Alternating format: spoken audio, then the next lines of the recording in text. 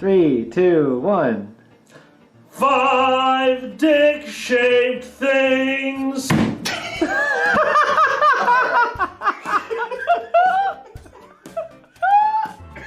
a minute. Okay, wait a minute. No, I'm gonna throw it like this. You go through. You might end up with a dick-shaped hole in my wall. I'm gonna kill you. Oh my god. You want me to do it? You want me to do it? I'm serious. Or do I want to do like a one twist, like a dart? You're trying to go under my chin. Under your chin. Not through my head. Or through my wall. That was so solid. Alright. Okay. Oh, fuck.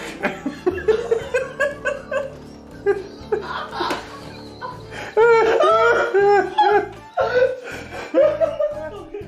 Alright, hold on. 5 dick-shaped things.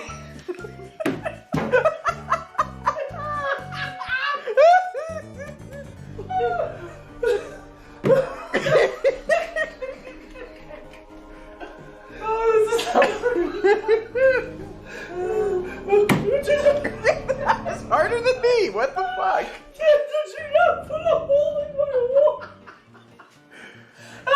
Wait. Let's do a take where you walk up and you just stick it on the wall in front of him. No.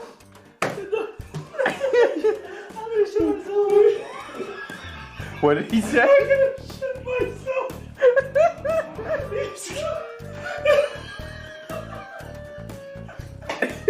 We've been filming. This is the 12th hour of filming. Help us.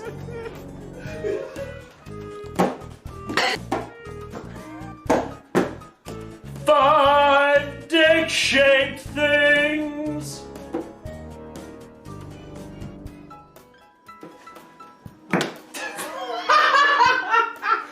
Did you just smack me with the throwing dildo? Ready? He smacks me with the throwing dildo.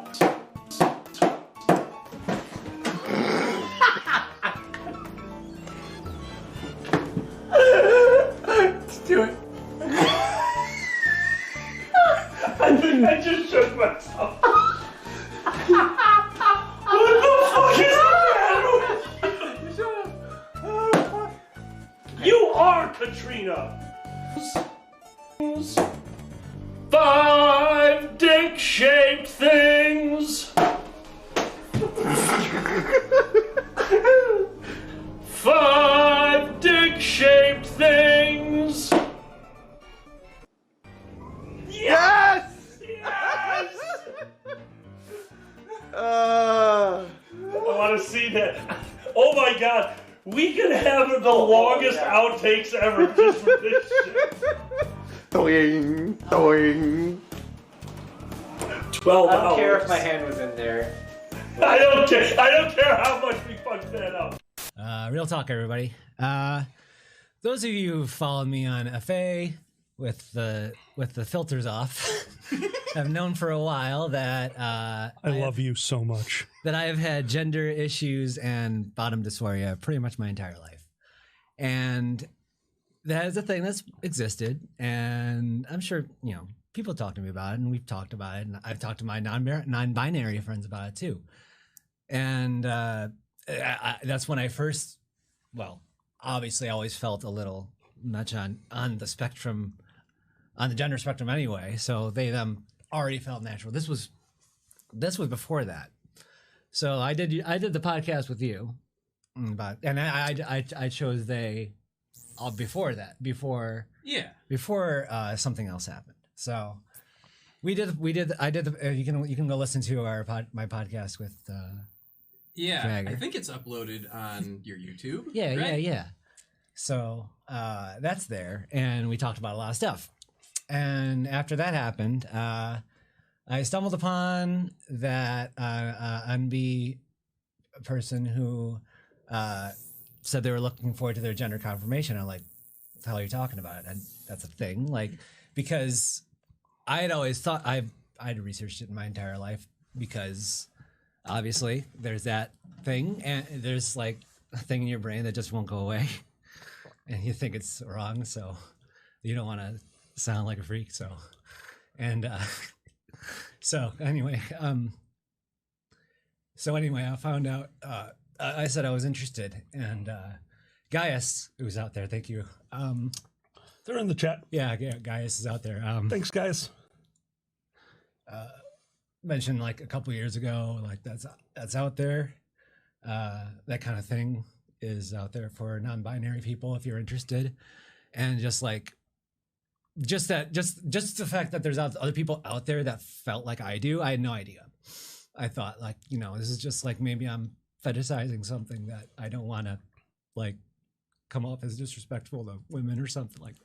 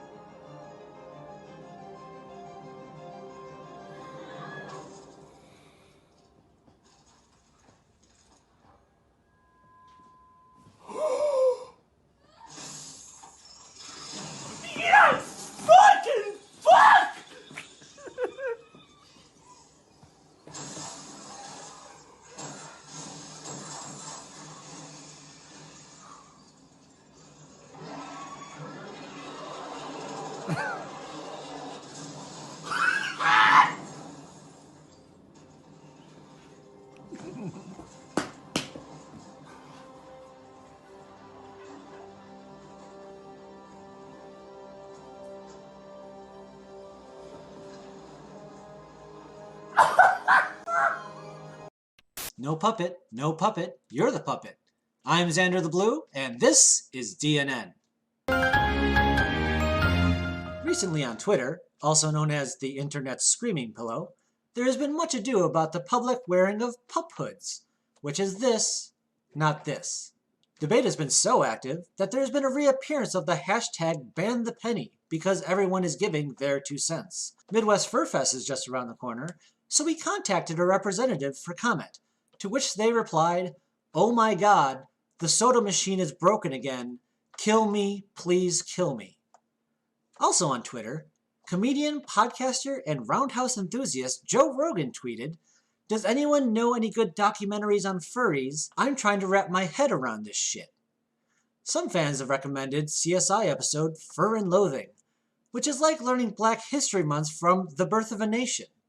One thing I would tell Joe about our fandom is never expect free art, unless you're a celebrity that says, "What is furry?" P.S. Joe said he would be a bulldog. When it comes to today's villains, there are many ranging from ISIS to actual real-life "what year is this Nazis?" But through hard work and rugged ambition, the most hated force in the world is EA Games. Hey, congrats guys! Loot boxes seem to have united the gaming world against a common enemy. There has been so much backlash. EA has disabled microtransactions on Star Wars Battlefront 2 for the time being, but vowed to return more powerful than you could possibly imagine. And finally, in political news, Republicans are going to do their best to pass a major tax cut by the end of the year. These bills can get complex, so we go to our financial expert, Alkali Bismuth, to break down the details and tell us how this bill affects the rest of us. Alkali? The GOP also hopes to get rid of net neutrality, which experts have said would be a lot like if the internet ran on Real Media Player. Hey, that's all for this week. If you liked this, please support us on Patreon, which is like giving us a hug, but with money. Also, check out the Dragon Show podcast on YouTube, SoundCloud, iTunes, or wherever you get your podcasts. And that's the way it is. So, see you next week. Alkali, how's your glass doing? My glass is a little empty. I should go get some more. Oh, I can take care of that. Oh, good. Okay. Do you like Chateau Santa Michelle? I love Chateau Santa Michelle. Okay, give me a glass. Oh, thank you very much. I really appreciate that. All right, there we go. Thank you. So okay. that's Actually, perfect. Well Finish that off. That's perfect. Okay, all right. So anyway, as I said, I have never had to been compelled to go back to my room unless I was ill. And I think one time, actually at your convention, I was escorted back to my... Oh, they find this story very funny, I guess. Look at that. Okay, tell me about the one time you were escorted back to your... Yeah. I don't know if that's the most appropriate story. It's kind of a sad story. I don't like it's a sad sad story. That'll come later. Yeah, we can do. I've seen lots of funny things here. What? What's going on? Ladies and gentlemen, welcome to my living room. The power of alcohol! Ah, Demon, I love you. We couldn't resist. Oh man, well, hold on. Let's move our friend. I'll just get rid of this guy. And then well, they can't see it anyway. No, not at all. They cannot see the divider. Alkali has a chroma key green bong that we had sitting between us to make sure we didn't accidentally cross the streams. Oh.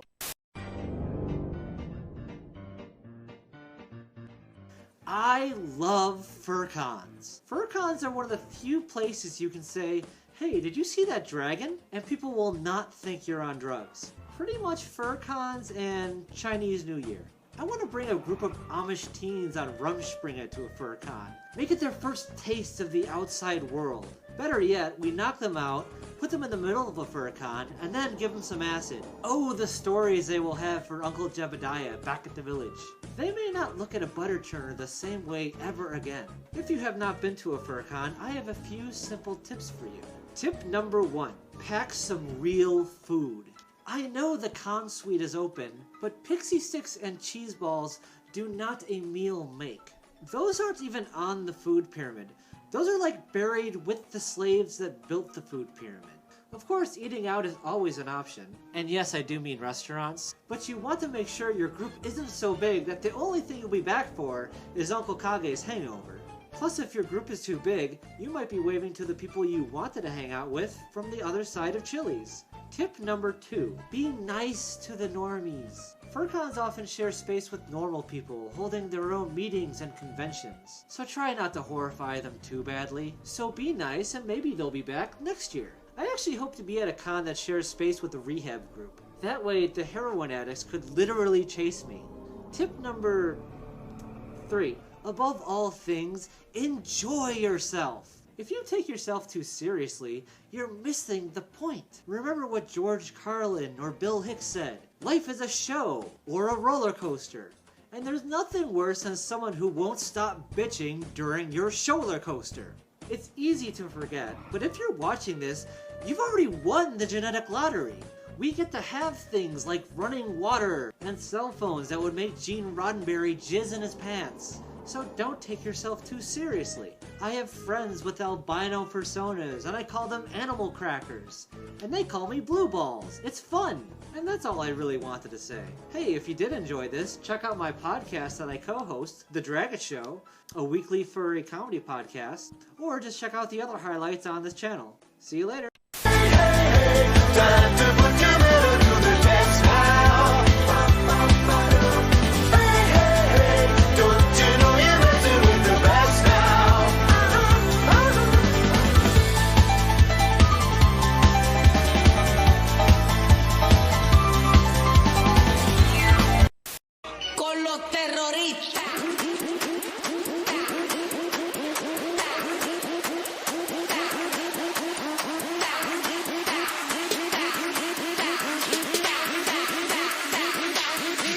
Harlem Shake.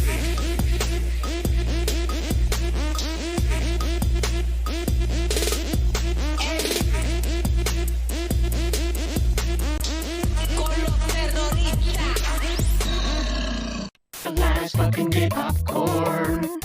It's fucking gay, and it's fucking popcorn. Alkali's fucking gay popcorn. Seasons every kernel cause he's fucking gay. Alkali's fucking gay popcorn. Made it to a guy who makes a lot of gay porn. Alkali's fucking gay popcorn. And doesn't add the wings cause they get in the way.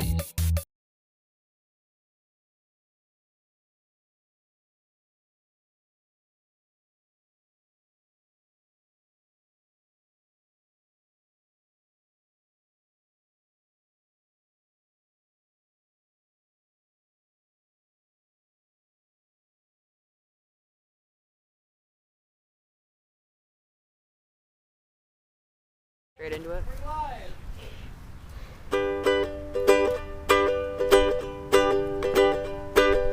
Welcome to the Dragon Show, the show you know you'll love.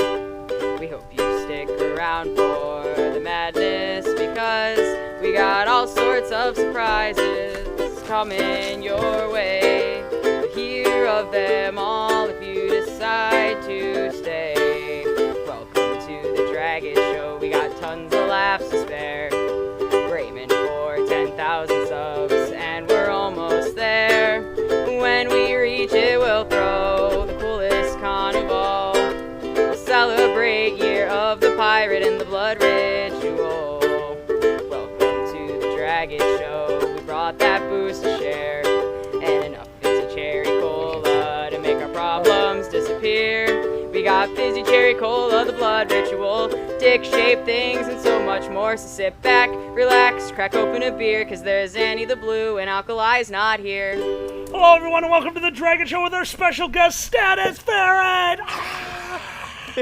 Welcome to a fireside, one of the few in the reiteration of the Dragon Show. Thank you are you. a very early guest, and somebody who created the original Dragon Show theme song so long ago. Mm-hmm. Thank you so much for being here. Thank you for having me. Oh my god, it's so nice. Everyone out there, let us know how those levels are doing. We super appreciate it. A little weirder one because we have the quiet people on one side closer to the microphone. We're trying to make this work. You're the only person in my life who has ever called me quiet. Okay, yeah, that's fair. That is fair. Well, everyone's silent to you, so. Exactly. Thank you for the follow, Royal Moss. Thank Royal you. Moss, thank you. Retro, that delay is something that fixes itself after a little bit, we've noticed, and sometimes you do need to reset. Yeah. So I think that does it. So, say hello to Zanny! Yay! That's Zanny! me. Hi, Danny. Hi. How you doing? I'm doing okay. I'm so glad. Yeah. Did you have a fun time last night? Absolutely. Did we go to a concert last night? We did. We Did went we to cheer a Weird lot Al. last night? Yeah. Your hands hurt from clapping? Yes. Is it because you clap like a kobold? Like that? Is that? This is how kobolds clap? I mean, sometimes. Good job! Good job! Thank you. Good job! Well, usually when you hear that, it means something else in the woods, so. That's how I do it. It's like, oh, I hear clapping. That's not clapping. That's not clapping.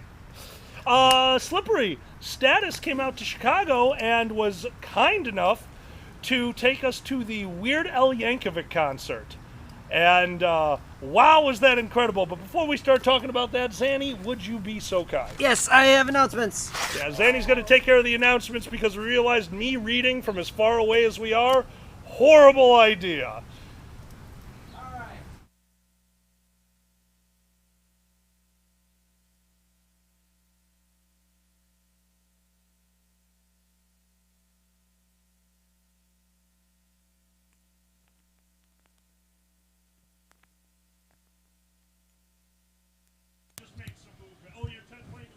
I got it. Okay. Thank you to all of our patrons. Mama T, Nikolai, White Shadow Hair, Date Wolfhard, Dr. Larks, Eddie the Weather Fox, Erner, Erwolf, Peter the Bear, Pupsons, Rabane, Regda, Sarah Safar, Tikel, Aramis Vulpus, Beaton, Buddy Goodboy, Dilly Kitten, Exenev, Quaxum, Fedota, Green Drag, Hawkfeather, Maggie Holt, Mikasi, New Dark Cloud, Pandas, Rictar, Sasha Whitefur, Seal, Shukenflash, Silver Godamon, Skyer, Silver Ringtail, Two Plantains, Lex Vertus, Celeste, Flatfax, John Ravetti, Macau 4, QM, Stale Rice, Sully, Tom F, Viju, Willie, and of course our $40 level strike opposers, Slugyard, Drake, Dragger, Briggs Buckingham, Petrov Neutrino, Tobotter, Tezcag, Magic Jag, Briggs Buckingham, Benny, Sudir, Ziggy, Cody Masters, Grey Fox, and Foxamore, Fluff, Connie Wolfwicks, and Head Fox. And thank y'all so much. And of course, we are going to be back for Sunday brunch tomorrow, so please be able to join us for that. And we'll multiplayer Monday with more and maybe Pepper, and we'll see that later going on. And we have our Patreon levels, which we're trying to hit, and we have Patreon goals we're trying to hit, which I'm not going to go over right now. So we are going back to They can't the hear you outside. anymore. You switched the microphone. They can hear me, kinda. I bet they can. I bet they can hear me. Sing really loud. It'll be fine. Anyway. Oh my god. Oh my god. Interesting. I was robot. That's fun. Okay. Well, Zanny does the rest of the stream over there is just like in booming voice over us. That's it. Yeah, Zanny just streams from the nice microphone while we sit out here. They're just our narrator now. Yeah. They're off-screen narrator. Status and Zanny did the podcast with as much gusto as they could muster, but they both knew what was coming up. Yes, the swimsuit competition. Status and Alkali were not happy about the swimsuit competition because a one-piece swimsuit was not enough coverage. That's right. Status and Alkali, new line of swimsuits, the trench coat swimsuit. Ah, yes! Do you dislike your body? Have you walked along the beach and only thought, oh my god, oh my god, oh my god, oh my god, oh my god, oh my god, oh my god, the trench coat swimsuit? Hey, you never know when you have to take a shotgun to the pool. True. You know? Isn't that what the trench coats are for? For hiding guns? That's what... No, it was an overcoat for the dust. It was covering more of your clothes, so when you were walking outside, you didn't get as much schmutz. That's not what Cyberpunk taught me. Yeah, Cyberpunk is not a good learning tool, I'll be honest with you. What? Cyberpunk taught me everything. Then you need to go back to a school that doesn't involve murder and hacking. What? Okay, come on. You're telling me that's for dust? Because it's called a duster? It's called a duster, That's the cover. It's for shotguns. It's a shotgun Okay, you coat. can't just change... God damn it. Anyway. Every One jacket's... side, more pocket space. That's right. Every jacket's for firearms. Every jacket is not for... Okay, just because you grew up in Chicago doesn't make every jacket for firearms. It reminds me, I need to sew a pocket on my vest.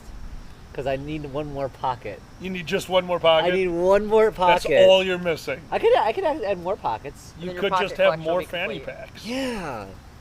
Because, like, I need pockets, you know. Because, you know, women's jeans don't have pockets. Thank you so much, Big Ben. Holy crap. Big Ben, thank you. You rock, my friend. Oh. But yeah, at least one more pocket. Retro has it. Cyberpunk is how not to release a game. What, unfinished? Yeah, yeah, I agree. Yeah. Yeah, I got the bad murmurings from that early. What's up? More snack pockets from Sudir. I think they're right. I think Maggie's got it. Why do you need to sew in a pocket? Fanny packs are adjustable. You could have like a circle of it. Wear 6 fanny packs. Just have them all around you and have them all stitched together so when you rotate one, they all rotate. Fuck it. Nope. Motor. You just click a button on your chest. Zzz, just rotates your fanny packs. I'm the Final Fantasy character for fanny packs now. That's right. I have like 6 fanny packs. Each has a different function. You're the engineer. This is the attack fanny pack. This is the heal fanny pack. This is the fire fanny pack. This is the bio fanny pack. The bio fanny, love it. This is full of COVID. What? Big Ben, congratulations! One step closer to their first house. Oh, that is congratulations. Big. Dude, that is amazing. Status, you're going to be getting a place on campus soon or something like that, right? Off campus, yeah. Oh, I have off an apartment, campus. yeah. That's got to be fun. I remember. So much fun. I remember having the thrill of having a little bit of me time at college. You know, me isn't how you pronounce it. Masturbation time. Yeah. Oh, okay. Yeah, definitely. Yeah. Good luck. Good luck. Have fun. Oh, much appreciated. As an asexual, you know, I definitely need that advice. Yeah. Absolutely. I'm spilling water on myself. That's okay. The camera won't pick it up. My drinking problem. I'll put a filter on it. Oh, an alkali sweat filter? Yeah. Yeah. Whenever you see me pour something on myself, everyone, I'm not pouring things on myself accidentally. Sweat. I'm doing it on purpose, so it looks like I spilled instead of sweated through all my clothing. We'll get a glowing green drink, so when you spill, it's just a big hole in your chest. You're gonna give me a chroma key green drink? Yeah. What's it called? Nickelodeon slime. Don't ask questions. It's kind of thick and tastes like crap. Teenage Mutant Ninja Disappearing Juice. Oh. The only reason it disappears is just because of toxicity. It has nothing to do with mutating. King, I'm not gonna drink my own tears. What? Those are depression tears. Those bring charity money, no. That's right. Alkali's sweat hider, yes.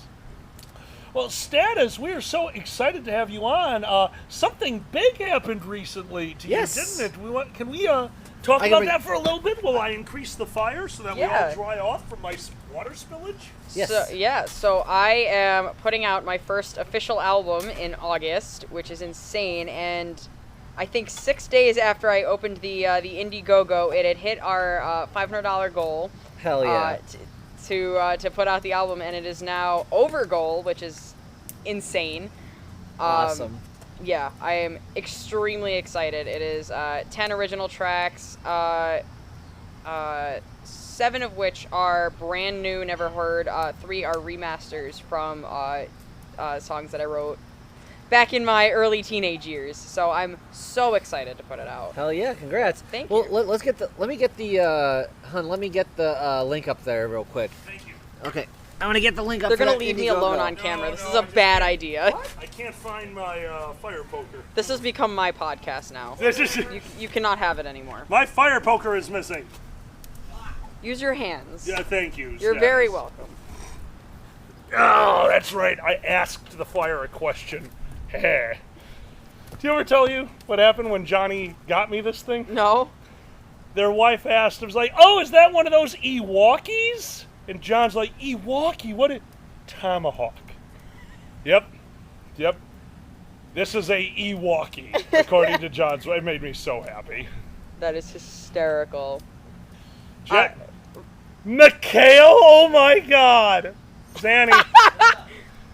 It's okay, I'm missing my fire poker. Zanny's poker is missing too. Ewokkie, that's right, Slippery.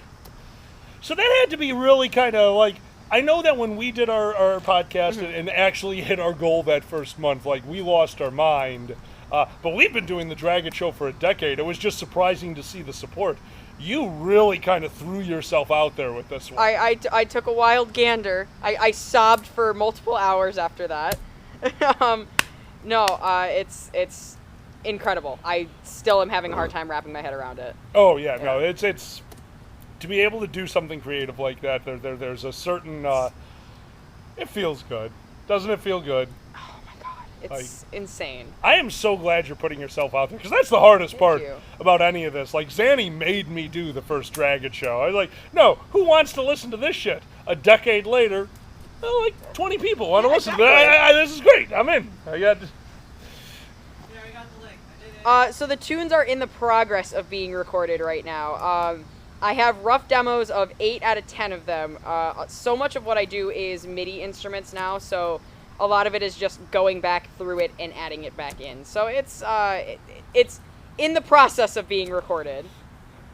Sue, I think you're right. I don't think Zanny misses it at all. Right, B, like that was you were around. I think you had already become a fan of the Dragon. No, you were right after we produced our best of the first 100 episodes, right? I have no idea when did you put it out. Yeah, see, I can't remember when we put that one out either, because obviously we've been around since. When was it, Zan? 2011? Yeah, that's about right. So yeah, we put out the first 100, the best of Dragon Show first 100 CDs. Yeah, no, my first Dragon Show podcast was your 200th episode. Holy shit, Yeah. really? Yeah, because it was Anthrocon 2018. And I was there accidentally. God, how that is snowballed out of control. Yeah, no, okay, let's go over that one really fast, because, like, in my mind, you said this to us yesterday, that you were at your first show accidentally, but in my mind, you've always been a furry. That's not the case. So, my first convention, I was not a furry. I was going to support my brother, who had been in the fandom for 10 years and had never been to a convention. So I was like, I'm into weird shit. I'll go to a furry con. Why not? And then it was either Friday or Saturday night. There was the dance comp and your podcast going on in both ballrooms, and I got the ballrooms mixed up. So I ended up at the Drag Show and just fucking loved it. And that's how I ended up here. Like, when I say it is snowballed out of control, it is literally snowballed out of control. Well, the small part we played in bringing you into the fandom, you know what? The small part, you are the reason I'm here. I will not. I take no credit for that. You should take all of the credit. The fandom is too beautiful for one event to take any credit for any single person. for joining. We may have helped open the door, but we just opened the door to a wild and beautiful world. So, no. Thank you for the compliment, but no. It wasn't a compliment. This is your fault. It wasn't. This is blame. This is your fault. Oh dear. No, I do remember. I mean, we get. I think somebody told me recently. It was at Anthrocon. Somebody had saw our show for the first time. It's like, yeah, it's just like our friends having a conversation but recording. It's like, yes, that is what the Dragon Show is live. Then the rest of it is just silliness. Yeah. So fun fact, when I originally saw in the programming that I saw just the Drag show, I thought it was a drag show. Ha! Like legitimately, I just thought it was a furry drag show. I mean, now it is. Yeah. Damn.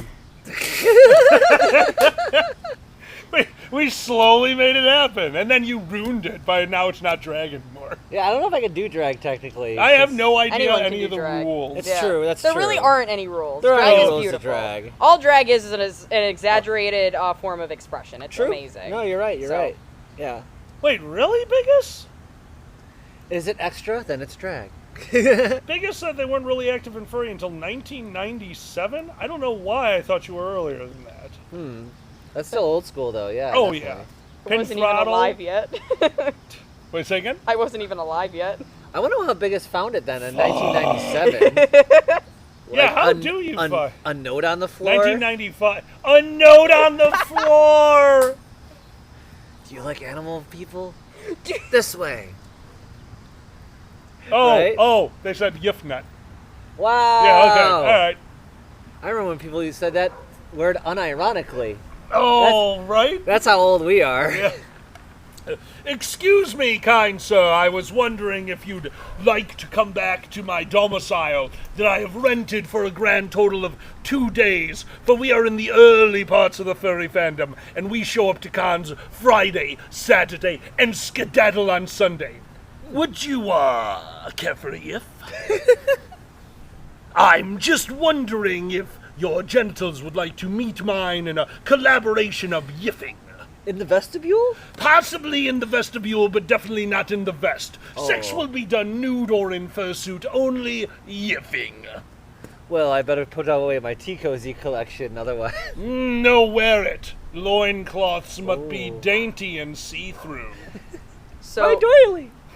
Big Ben, funny story about that. I was on MST3K at First Squared this year, and we watched a movie from 1988, and Uncle Kage turns to me and goes, there are people in this audience who were born after this movie came out, and I just had to look at him and be like, Kage, there are people on this panel born after this movie that came out. You make all of us feel so much younger and so much older at the same time. It's my job. Also, Royal, did I see September?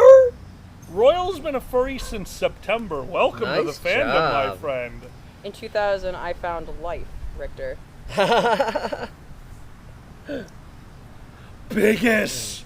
Oh. You were the Y2K virus. I was Holy shit. I was the result of Y2K. That's right. It's holy shit. Needed a few more zeros in our world, huh? Damn straight. Amazing. It was foretold. Status just starts going 1001. Code appears in the sky. Oh! It was a 22-year delay. Y2K's here, baby. God, everyone went crazy for Y2K.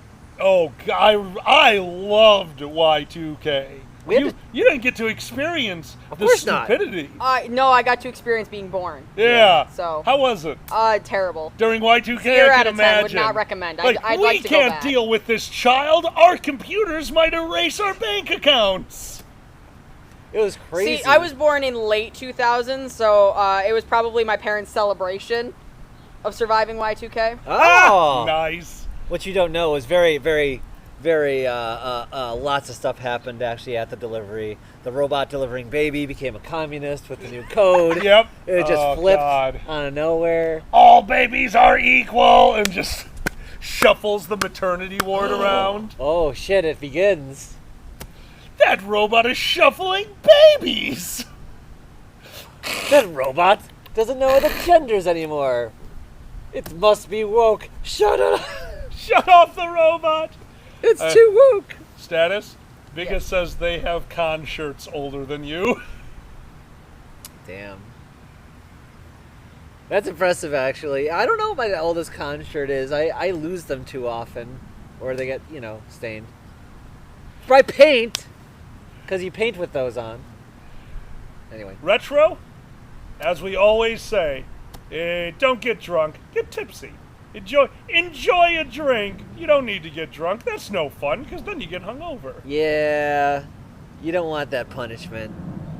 Definitely. Oh, I haven't been hungover in a while. I don't miss it. Yeah. Status, do you miss being hungover? I've never been hungover. Never been hungover. Never been hungover. Well, T-shirt's older than you. Never been hungover. if you can get to the level where I apologize for my youth. Yeah, that's right. That's better. My persona is older than Status. Oh my God. Oh. My Tipsy favorite is good. Status was right. Yes, I was. Sue, I was gone. Yeah, but still young enough that you were able to get up the next morning without the hang. Oh, do you remember those days?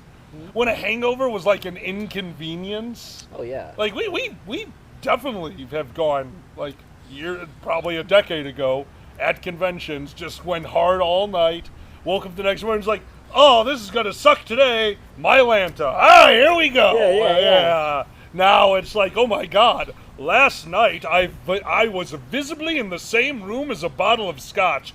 I can't get out of bed for another hour. Oh, bring me my medicine. The bottle of scotch from last night, please. Yeah, now my hangovers are at least a day long. Oh my God. Like, yeah. that's a day long headache, and at least got to get some electrolytes in there, which Walgreens will sell you the Pedialyte right next to the Pedialyte as like electrolyte drink, which still makes me laugh. The Pedialyte is the greatest hangover. It's everything your body is missing. My friend told me that. I'm like, no way. He's like, yep. And then I got super hungover, went and got a Pedialyte, drank it. An hour later, I'm like, motherfucker, it worked. It was perfect. Hear me out. The logo for Pedialyte should be a drunk baby. Because it's got both in there. It shows the baby. It's got yes! It's got the ice pack on its head. It's just like ice pack. I use frozen peas. Oh, they're so good. They form fit. Frozen peas are good. How else do we show this baby just had a fucking just tied one on last night? Oh, a shaved dog next to it. A shaved dog? Yeah, they got the hair of the dog. Oh, there you no! Go, see? Hair of the It's dog. just the Status is young chat at the moment. The Status is young. Status is young. All right, fine. We'll talk about something Status knows about. Status, what do you know about? I don't know. Pokemans. Yeah. Pokemans! I was also trying to think of the youngest, one or two words that I could think of. I think you nailed it with Pokemans. Pokemans. Let me show you them. Oh my God. I heard your kids like the Pokemans? Oh, they love the Pokemans. Oh. But let me get you a Werther's original. Hey, leave my candy out of this. You're already an old man. I love Werther's original. No, so do I. There, see? I old man that out. Status, yeah. you just got 2 more absolutely. years. Add 2 more years to your age. There you go. All right, 23. Awesome. 23? Buddy, I just turned 21. That's right. We just had your first drink together. At what age do you start generating Werther's originals in your pockets as an old man? I don't know. I started pretty early, but that's Okay. because I like candy and I'm fat, so I had an advantage. I still say butterscotch is a dad thing, but you... Butterscotch is amazing and you're wrong. All right. Butterscotch is an everyone thing. Last night we went to the Weird Al concert. Yes. Status treated us, and Status has actually been a huge fan of... Let's go into that a little bit, because holy shit, did you know people? I realized that going around with you was like, oh, this is what people feel like when they go around cons with me. And it's just... You knew everyone. Go into that a little bit. How much do you want to go into? Because I unloaded on you a lot, but I know way more people than I actually pointed out. Oh my God. I was looking at the stagehands and being like, oh yeah, that's Hawkeye. I know him. That's great. From the Marvel Universe? From the Marvel Universe, Wow. that dude. You pick up your cell phone in the audience, he shoots a bomb at you. There It's you go. amazing. That's what he yeah. was. I Yeah. always wanted to meet Jeremy Renner. Oh my God. Oh, Marvel. So no, you knew a bunch of people there, and Status hid it from me what the opening act was going to be. Yes. I had no idea, and I got to cross something off my bucket list last night that I didn't even realize belonged on my bucket list. Last night, opening for Weird Al live. Fucking Emo Phillips. I lost my mind. I grew up with this comedian for, oh my God. And all of a sudden, Status did not tell us that there was going to be an opening. We knew there was going to be an opening act. I assumed refused to tell music. who it was.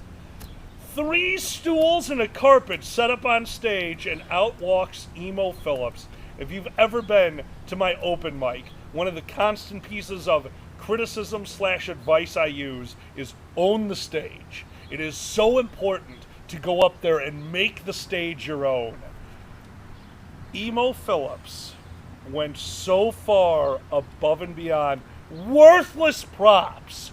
Changing the stage into a scene of chaos within the first 10 seconds of approaching the stage. Getting his coat tangled in a microphone cord and trying to untangle it while never mentioning it the entire, while doing his routine. A visual non sequitur that had nothing to do with the act going on stage, other than every once in a while the show of frustration that would lead into another. The master class of that man. I was in awe. I don't know if I laughed other than the major hit points. I was just in awe of what I was watching. It was one of the best half hours of stand-up I have ever seen.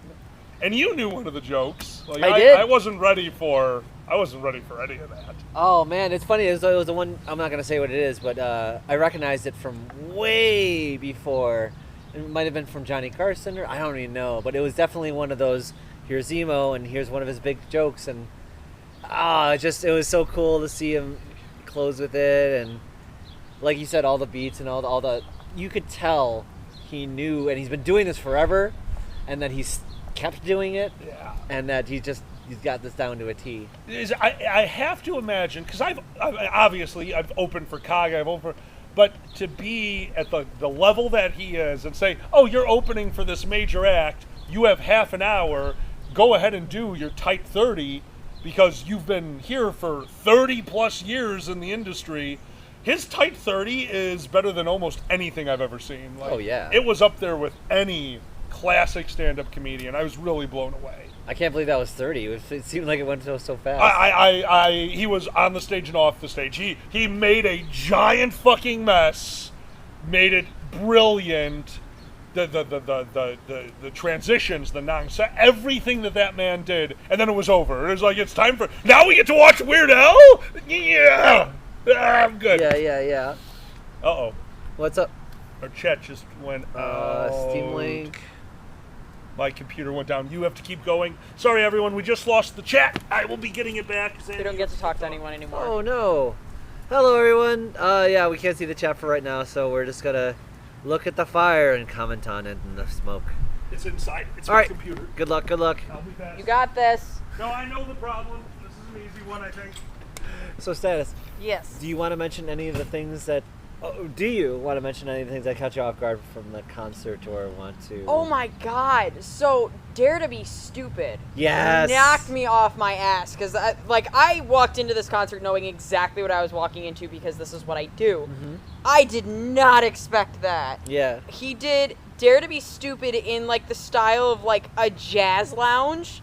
Yeah. It was amazing. It was a little slower. It was like a very... very slow. Lounge music, lounge jazz. Incredible. Right? It was incredible. Yeah, like lounge music. It was kind of wonderful.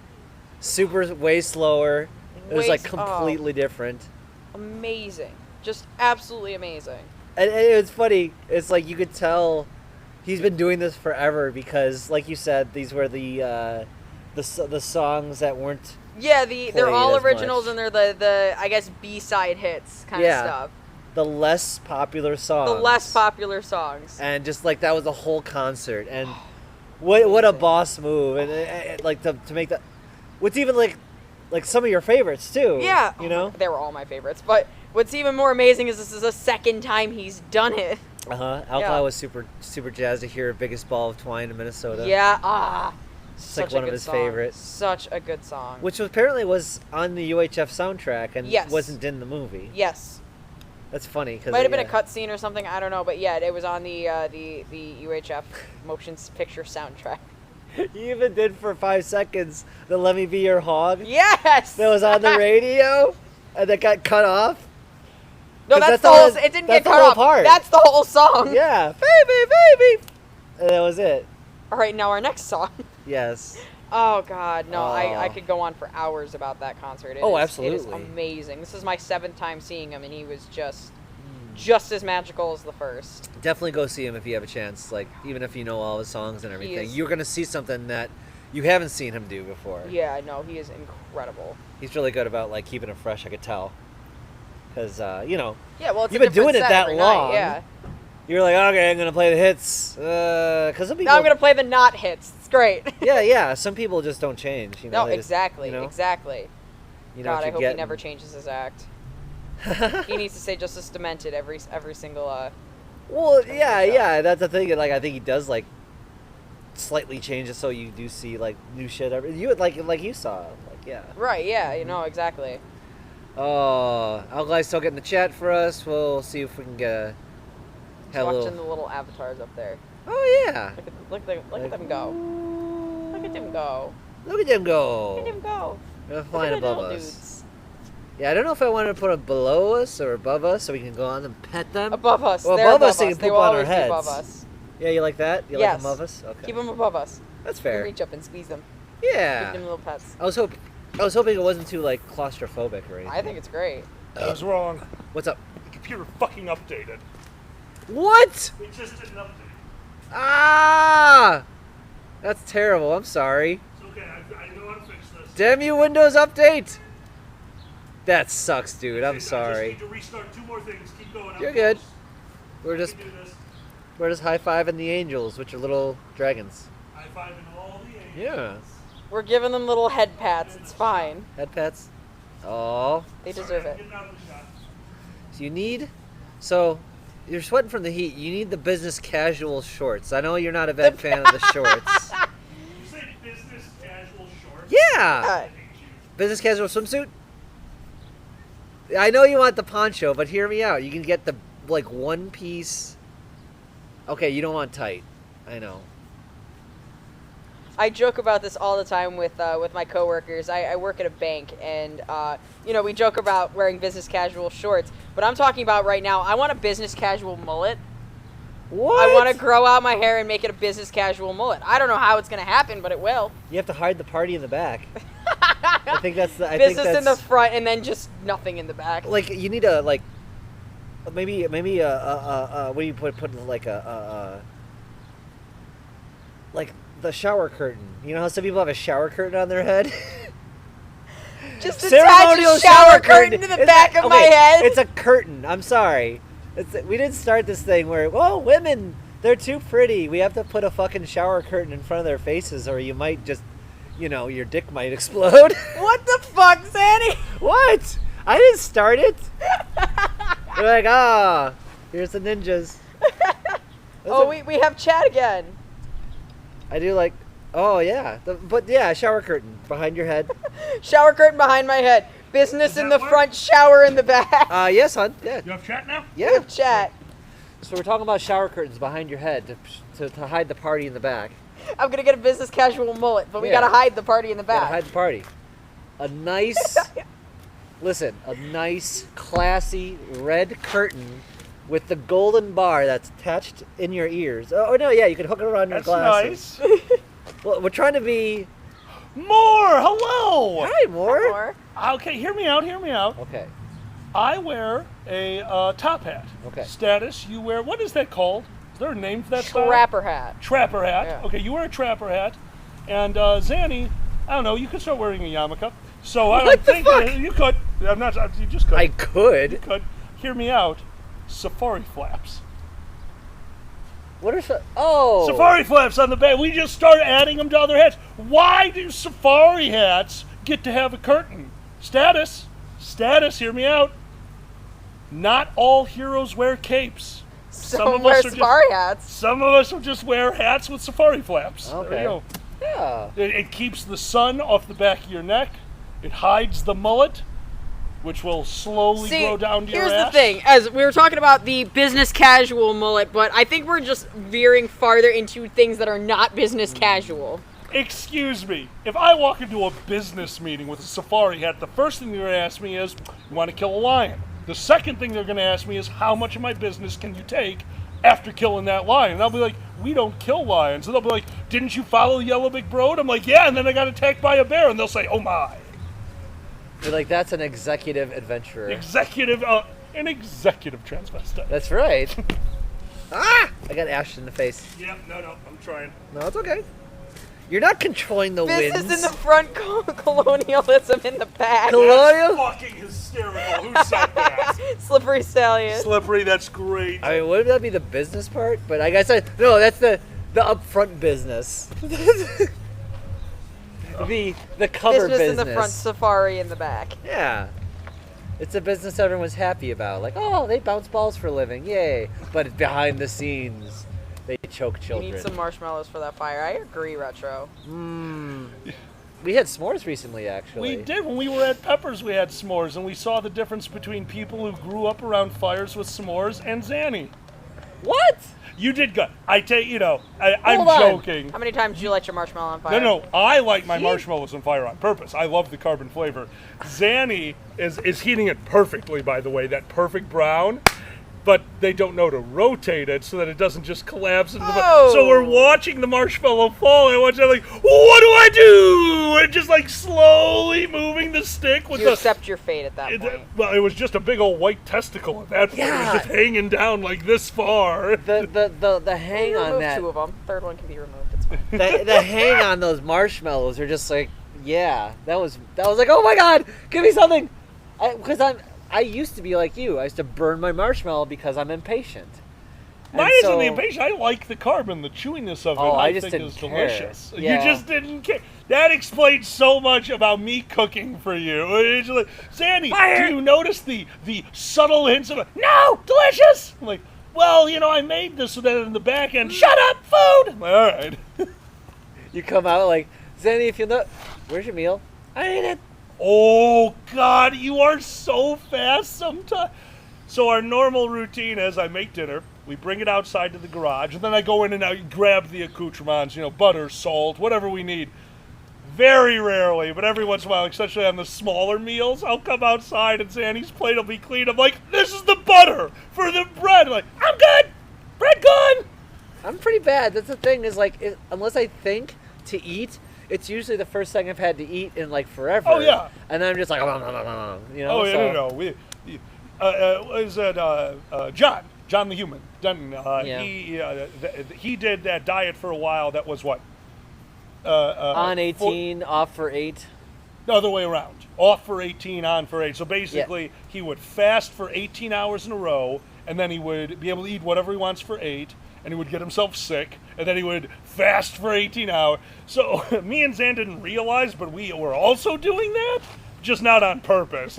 We just wouldn't eat for about 24 hours, and then it would be time for dinner, and Zan's like, oh my God, what's for dinner? I'm like, sous vide steak. They're like, that's 3 hours. Let's make peanut butter sandwiches. I'm like, ah! I did that diet once when I was in St. Louis. It did not work for me.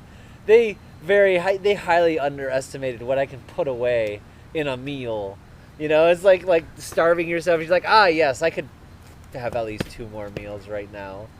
Yeah. I don't know. I think I trained myself by like expanding my stomach with buffets as a kid. Because when I was an athlete, I would just we would hit the Pizza Hut buffet or something like that. Did you ever do the Pizza Hut buffet? Hell yeah, you did. Not as an athlete. Well, I know you didn't, but competitively. No, it's worse. What? When I went to Moraine Community College. Okay. Between semesters, me and Johnny were knocking out courses. And that was the year that we were really into Nero. not the most in shape person, so we both, neither was Johnny, so we both decided we're going to try. And we joined the really nice gym down here that has the lap pool. That's all I ever want is a swimming pool. And we joined for way too much money. And what did we do? Every time after we would go to the gym, before going to the school, leave the gym and pass a fucking Pizza Hut buffet. After, if we had a good workout, it was daily. They knew, that's when we had to stop, when they knew us by name. We're like, your seat is ready, sir, and other sir. Like, all right, this is getting bad. Like, don't worry, we made your 3 favorite pizzas. They're out there. We knew you were coming. Like, this has to stop. I can't be near, like, something that tempting, especially, like, when I was working at one of my jobs. It was too close to a Taco Bell. Yep. Right? And you and your Taco Bell. Oh, I had an addiction. Did you see what Slippery said? What's Slippery say? Haven't seen a CC's in years. Oh, did you ever do CC's pizza? I don't even know what that is. Really? CC's is a pizza buffet. It's like, what was it, $5? Oh, they were like basically the level of Like a- Little Caesars. Like a step above Little Caesar. I Yeah. liked it more, but yeah. And but you had like 3 regular pizzas and like mac and cheese pizza or a taco pizza or a weird Always barbecue a chicken dessert pizza. always And a dessert pizza. if you didn't like what was on the thing, you could just ask them to make your table pizza. Like, whatever.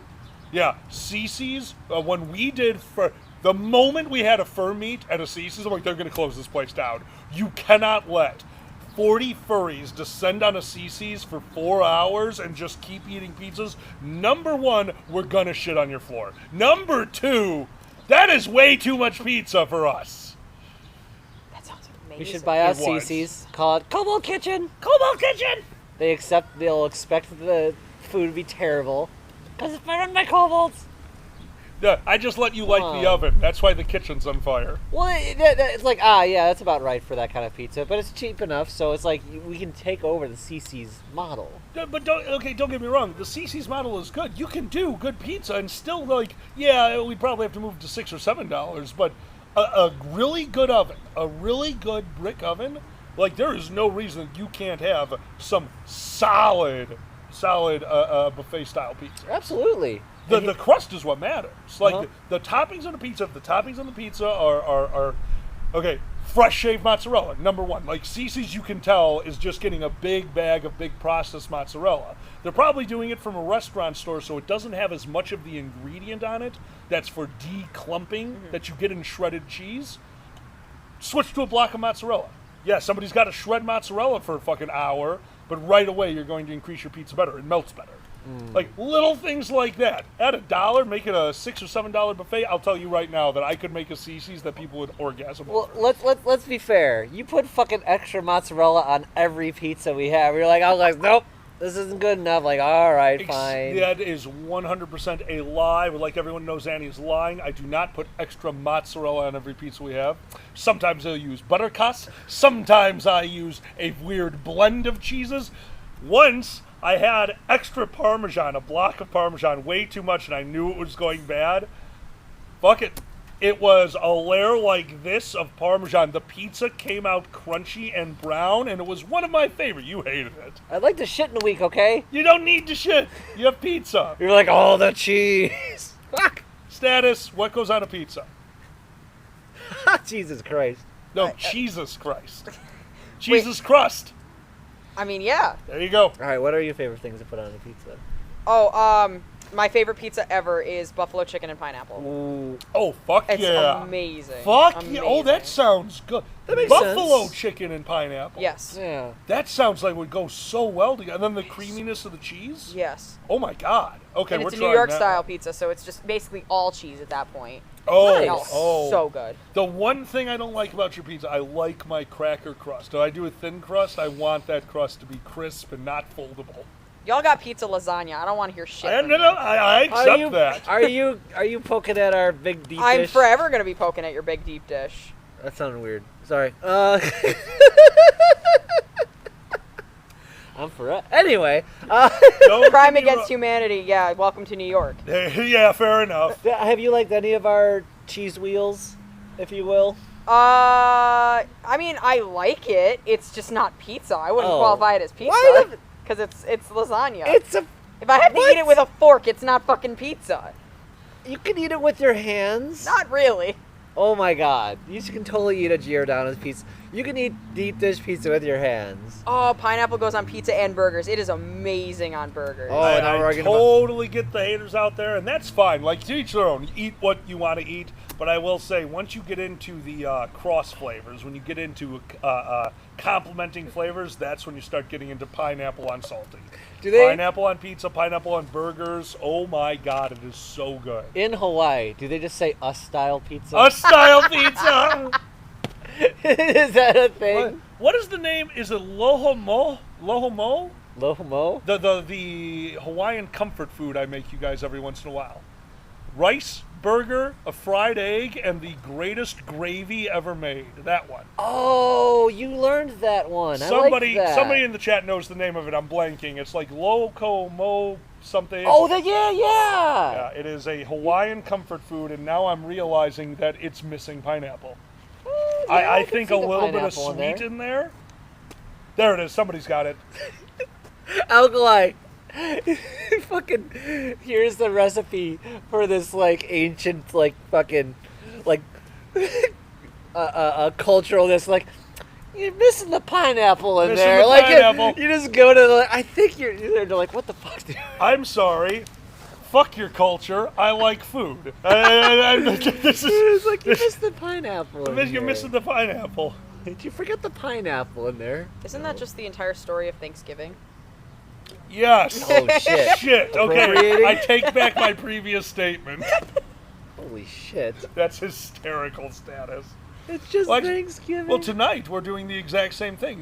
Tonight. for Chicago dinner- fried chicken riggies. That is right. Status was the person who put out the recipe for chicken riggies so that I could make it for the Dragon Show. And I changed it. And there is a video out there of Status doing a watch-along to my... And this is before I really got Cooking with Alkali down to a science on as far as, like, the filming of it goes. So this is back when I was doing half-hour cooking shows. So, funny story about that. I was insanely nice in that episode of critiquing your chicken riggies. I'm sure. I've shown that to 2 different people, one of which being my father, who think it's a hate crime against humanity for some of the things that you do to chicken riggies. Oh, I'm sure. I'm Yeah, sure. no. I'm assuming the sausage. They're not a big fan of that one. Absolutely not. Yep. They're called chicken riggies for fuck's sake. That's perfectly okay. All I am So you doing... got little trucks in there, right? That's I don't know what a riggy is. It's short for rigatoni. Yeah. Oh, It's short for yes. trucks. No, it is You got not little trucks big and rigs in pasta. there. The Anyway. moment I saw that you have to start off by getting all the vegetables heated, it's nice to put butter in a pan, but it's better to render a bunch of fat out of sausage and use that to cook the... Dude, it disintegrates the vegetables. I'm so excited to try it. I'm not saying that you're wrong, but you're wrong. Oh, you're gonna... I have a feeling you're gonna hate it, but that's okay, because I also made you chocolate decadent, so we will be fed. Yes, We no, will I'm be excited. fed. No, I'm not gonna hate it. It's just not gonna be New York, and that's fine. Alkali would be like, you take the fat out of the sausage for the riggies, and you put them on the broccoli, because that's too good. Well, now you get it. And everything's fried in bacon grease. Oh, everything's fried in bacon grease. That's right. Oh, I loved the first time I made what is it called? Alkali is bribing people with food. No, he's holding me hostage with food. Yeah, no, that's about right, man. I don't get to leave. Please send help. Food prison. Food prison. Isn't that like basically Alkali's food? Welcome to Alkali's food prison. That would be your show. And the contestants, no, the judges are wearing prison outfits because they have to eat. They're please help. I don't want to eat anymore. Like, shut up. Welcome to Alkali's food prison. That's right, Retro. That sounds like a great burger, and you better enjoy Alkali's food prison. It's filled with carcinogens. Damn straight.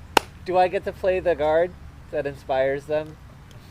The skinny guard in Alkali's food prison? Yeah. Look at that skinny. They don't know what's good for them. I'll just be there naked, inspiring them, and they'll eat.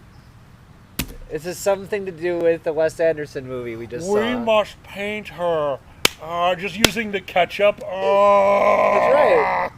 That's right. Oh my god. Food purgatory? We call that Olive Garden. I'll be the Venus de Hilo. Venus de Hilo! Nice! I like that one.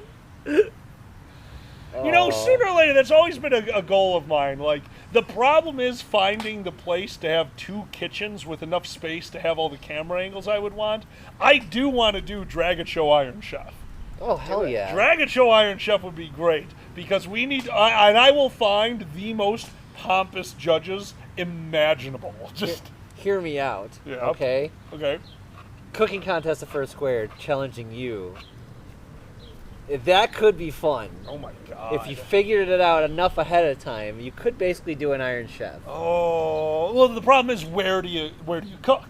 They're not going to let us use the professional kitchen. Yeah. And like on stage. On stage. With the stage lights. Stage light cooking. You just have to use whatever's in the room. This is the easy bake oven of cooking competitions. We're using stage lights and hope. You're like Alkali's piling fursuiters, using their heat to cook the eggs. So it's like they're dying under there, but the important part is the eggs look wonderful. Alkali knew he needed some toast to finish up the meal, so he took a lap around the building and put some Wonder Bread between his thighs. 5 minutes later, perfectly toasted.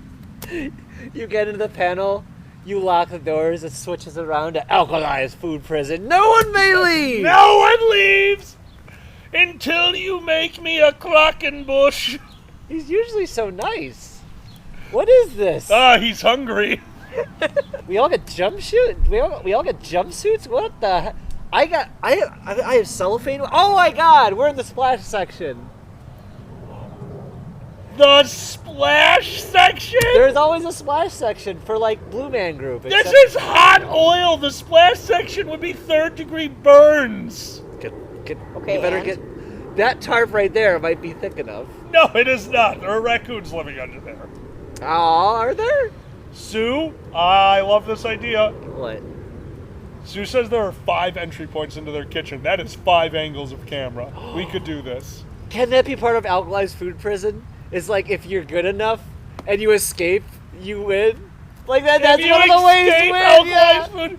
Well, you didn't have a heart attack. You get to live. What?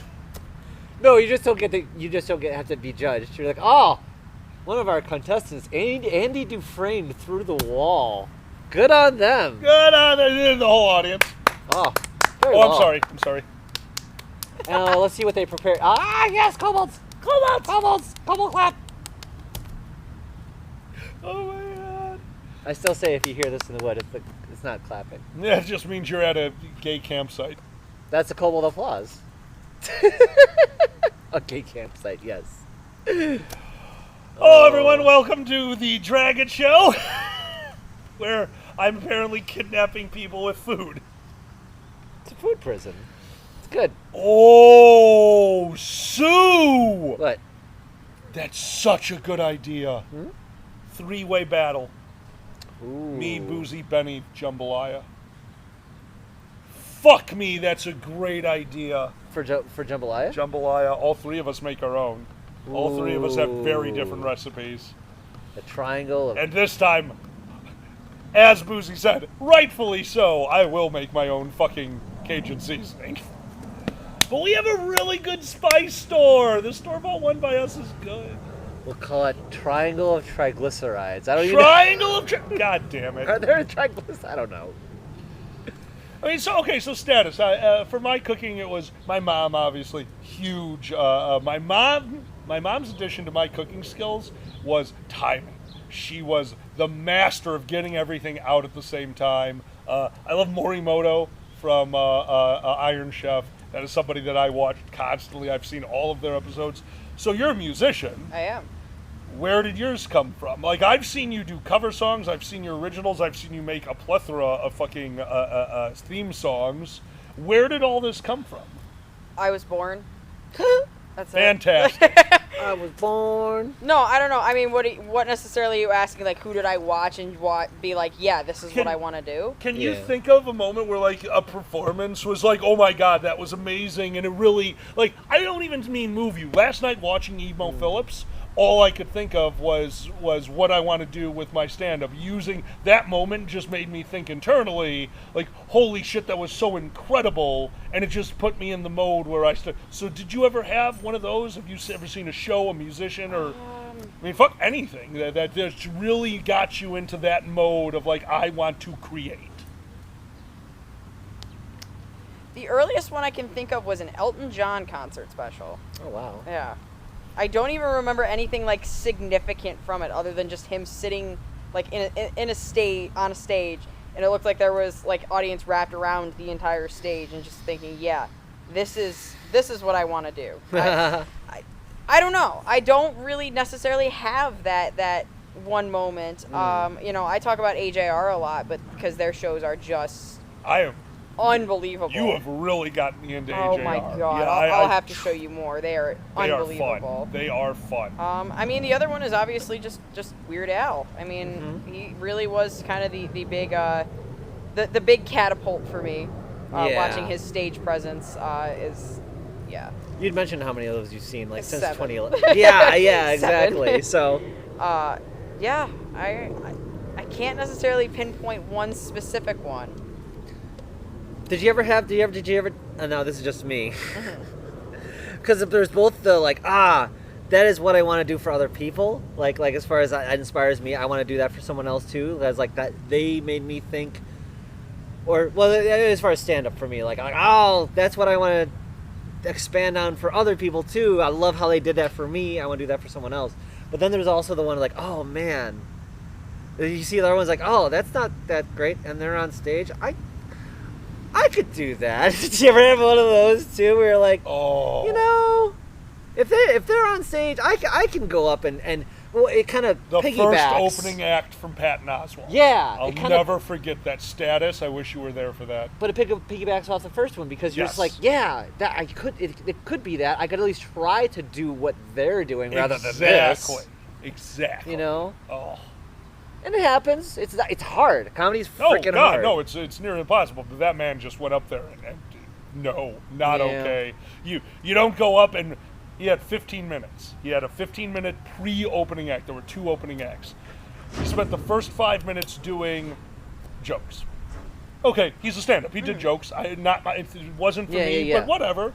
And then 10 minutes of a single joke that was a big advertisement. Oh. He was in the lobby afterwards selling his business cards, which had a thumb drive in the business card with his stand-up in it. Yeah. And that was 10 minutes of his 15 minutes, and he was horrible. Yeah. His first 5-minute joke was okay, and his big closer was an ad. It was ridiculous. And me and Zan were next to each other, about to see Patton Oswalt, at the time, probably our favorite living comedian. And that was the opener, pre-opener. Like, I'm pretty sure it was like the venue owner's son. It's the only thing I could think of. That's the thing. Sometimes there's not a joke, and people say the punchline like a punchline. It's like, and I have my entire thing on a thumb drive, and like, there's no punchline, dude. You're just advertising your stuff. Yeah, it happens. So did you ever have one that you got to see that you were like, nope, I'm gonna do this and I'm gonna do better? You know, I hate to say no. I don't really necessarily have any that I'm just like, no. I mean, I tried ventriloquism because of Jeff Dunham. Jeff Dunham? Really? Okay. Yeah. Okay. Wow. I got the talking without moving your lips. I can't throw my voice, though. Oh. Oh, man. If I could throw my voice, I'd fuck with so many people. Oh, hell yeah. I really wonder how much the ventriloquism matters. Like, the throwing your voice. I don't know how much of it actually matters. Yeah, no, I mean, I would assume with all the fucking sound equipment that's on that stage, probably not as much as it used to. Yeah, right? Like, it's just all microphones. Yeah. Now, so, nobody's being Al Capone person anymore. I loved Al Capone! That is... Okay, just to hop off ventriloquism, that might be, like, the coolest Batman villain that was created. Was he created by the cartoon? Yes. Okay. Yeah, as far as I know. I could be wrong, because I fell out of the comic after it was still going. Yeah, I know Harley was made by the cartoon. Harley but I'm not is sure definitely made by the cartoon. Do you know who we're talking about when we say Al Capone in the Batman universe? Scarface. Yes. I'm sorry, yeah, we keep saying Uncle Bone. Yeah. Did you ever see Gotham, the live action? Season 2, or maybe even Season 1, the Penguin, who was an amazing actor and played a great version of the Penguin, had an accountant. This little wormy guy in a business suit. Whatever. 5th goddamn season, we get the payoff. You know why he was his accountant? Because they realized he looked exactly like the Tuxedo Man who held Scarface. So for one episode in a live-action Batman series called Gotham, we got to see live-action Scarface. Yeah. It was such a good tip of the hat. They went overboard with it for a minute, and then they were fine. It's like, we're being silly, and we're done. It was so well done in such a campy way that it just, it moved me. I was so happy. I like a good camp. A good camp is wonderful. Uncle Kage kept mentioning to us Hobo with a Shotgun, which I don't know if we'll ever do at MSD3K, but let me tell you, it is good camp. Yeah. It is just, what am I watching? Grindhouse, like that kind of stuff. Remember the Grindhouse movies? Where they did the fake trailers? That was my favorite part. Those were so good. Best part of that movie. So good. Right? All those weird fake trailers for the movies that you'll never see. Like, Nicolas Cage as Fu Manchu. It's like, what is happening? Oh, it was so wild. Yeah. It was so wild. Anyway. And Sue, if I could throw my yell, I'm pretty sure I'd be a supervillain. That's how you clear out a bank. That would be amazing, though. Like, that would be amazing. Clear out a bank.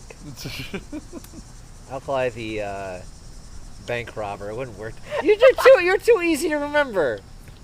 You're not gonna. Absolutely not. I could have the greatest disguise. No one would know it was me. I could totally frame a different person.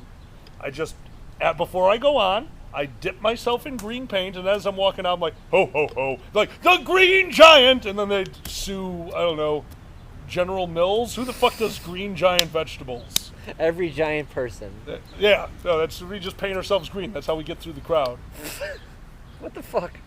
Just wear a trench coat when you go in to rob the bank. They'll just think it's 2 kids stacked on top of each other, and they'll go looking for them. 7 kobolds in a coat. There you go. They see a giant green person. Oh, they're taking care of vegetables. Just get out of their way. Don't worry about it. What the fuck? The vegetable man is here. And he's corny. What did the Green Giant do? Just step on the crops? crops? Oh, yeah, he made juice.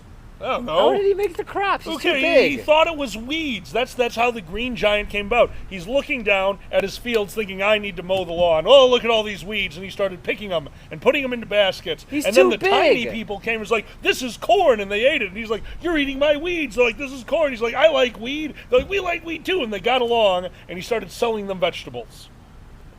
I want Green Giant to do weed too. So do I. That's why he's the Green Giant. He went too far one day. That's how you know you smoke too much weed. You just say, I'm green now. Shit, I need to stop and sell vegetables. Daytime commercial. Ho, ho, ho. Nighttime commercial. Ho, ho, ho. Green Giant, nighttime. You guys want some vegetables? I got corn. Really good. Oh. Just pulls up an ear of corn dripping with butter. I melted a bucket of butter for us. You guys want an alkali special? Up on special. On sale now. THC weed. THC? Oh my god. Come on. I can't think of any vegetables. Vegetables? If we get weed and vegetables, we will make everyone so much more healthy. If we make edibles and vegetables, are you kidding me? Okay, let's start crossing them. What if we cross, let's start crossing weed with stuff in a salad. So we'll start off with some can of beets. Oh, can of beets. I love can of beets. Hell yeah. And then some rutabaga. Into cauliflower. Into cauliflower. Okay, yeah, this is a good salad so far. Rutabaga.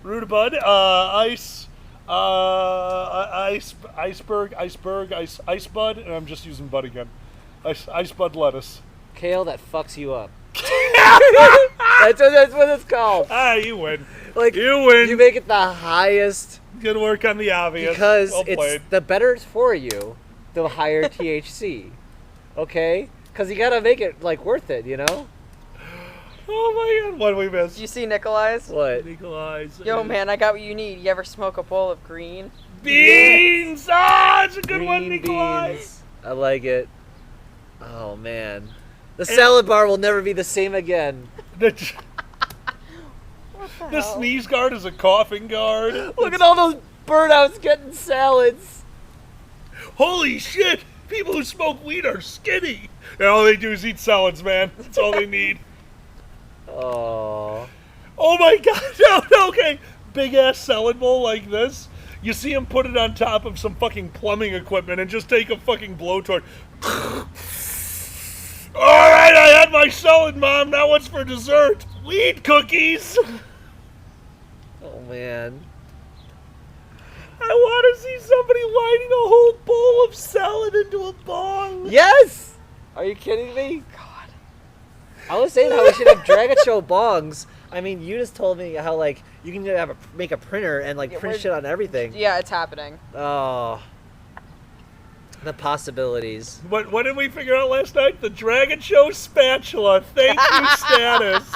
Yes. Status and Zanny came up with our newest item to sell at the dealer's table. The Dragon Show spatula. Buy 9 and get the 10th one for a just penny. 1 penny. I had not seen UHF in so long. God, Wanna watch UHF tonight? We could totally watch I'm so UHF down. tonight. I will always watch UHF. I've seen it a billion times. I I've don't got a care. copy that I totally got legally. Ocean's right. What would the salad dressing be? Hmm. Oh, Hidden Valley Ranch. The Hidden Valley is the one that you put the mesh over so you can't tell you're growing weed down there. Nice. Thousand Island. It's not 1,000 islands because there's 1,000. You just got lost and you keep seeing the same island. There's 1,000 islands over here. Those are the same islands, man. Sorry, I had too many ground greens. Oh my god. Oh. Balsamic vinegar. Balsamic. Oh That's my god. good. There we go. Balsamic vinegar. That's it. We got it. We got our salad dressing. There's a solid chance my father's watching this stream right now. Oh. So sorry, And we're just talking sir. about weed. Look. Weed. Look. What? We're not talking about weed. We're talking about puns that have to do with And weed. vegetables. We're being healthy. That's right.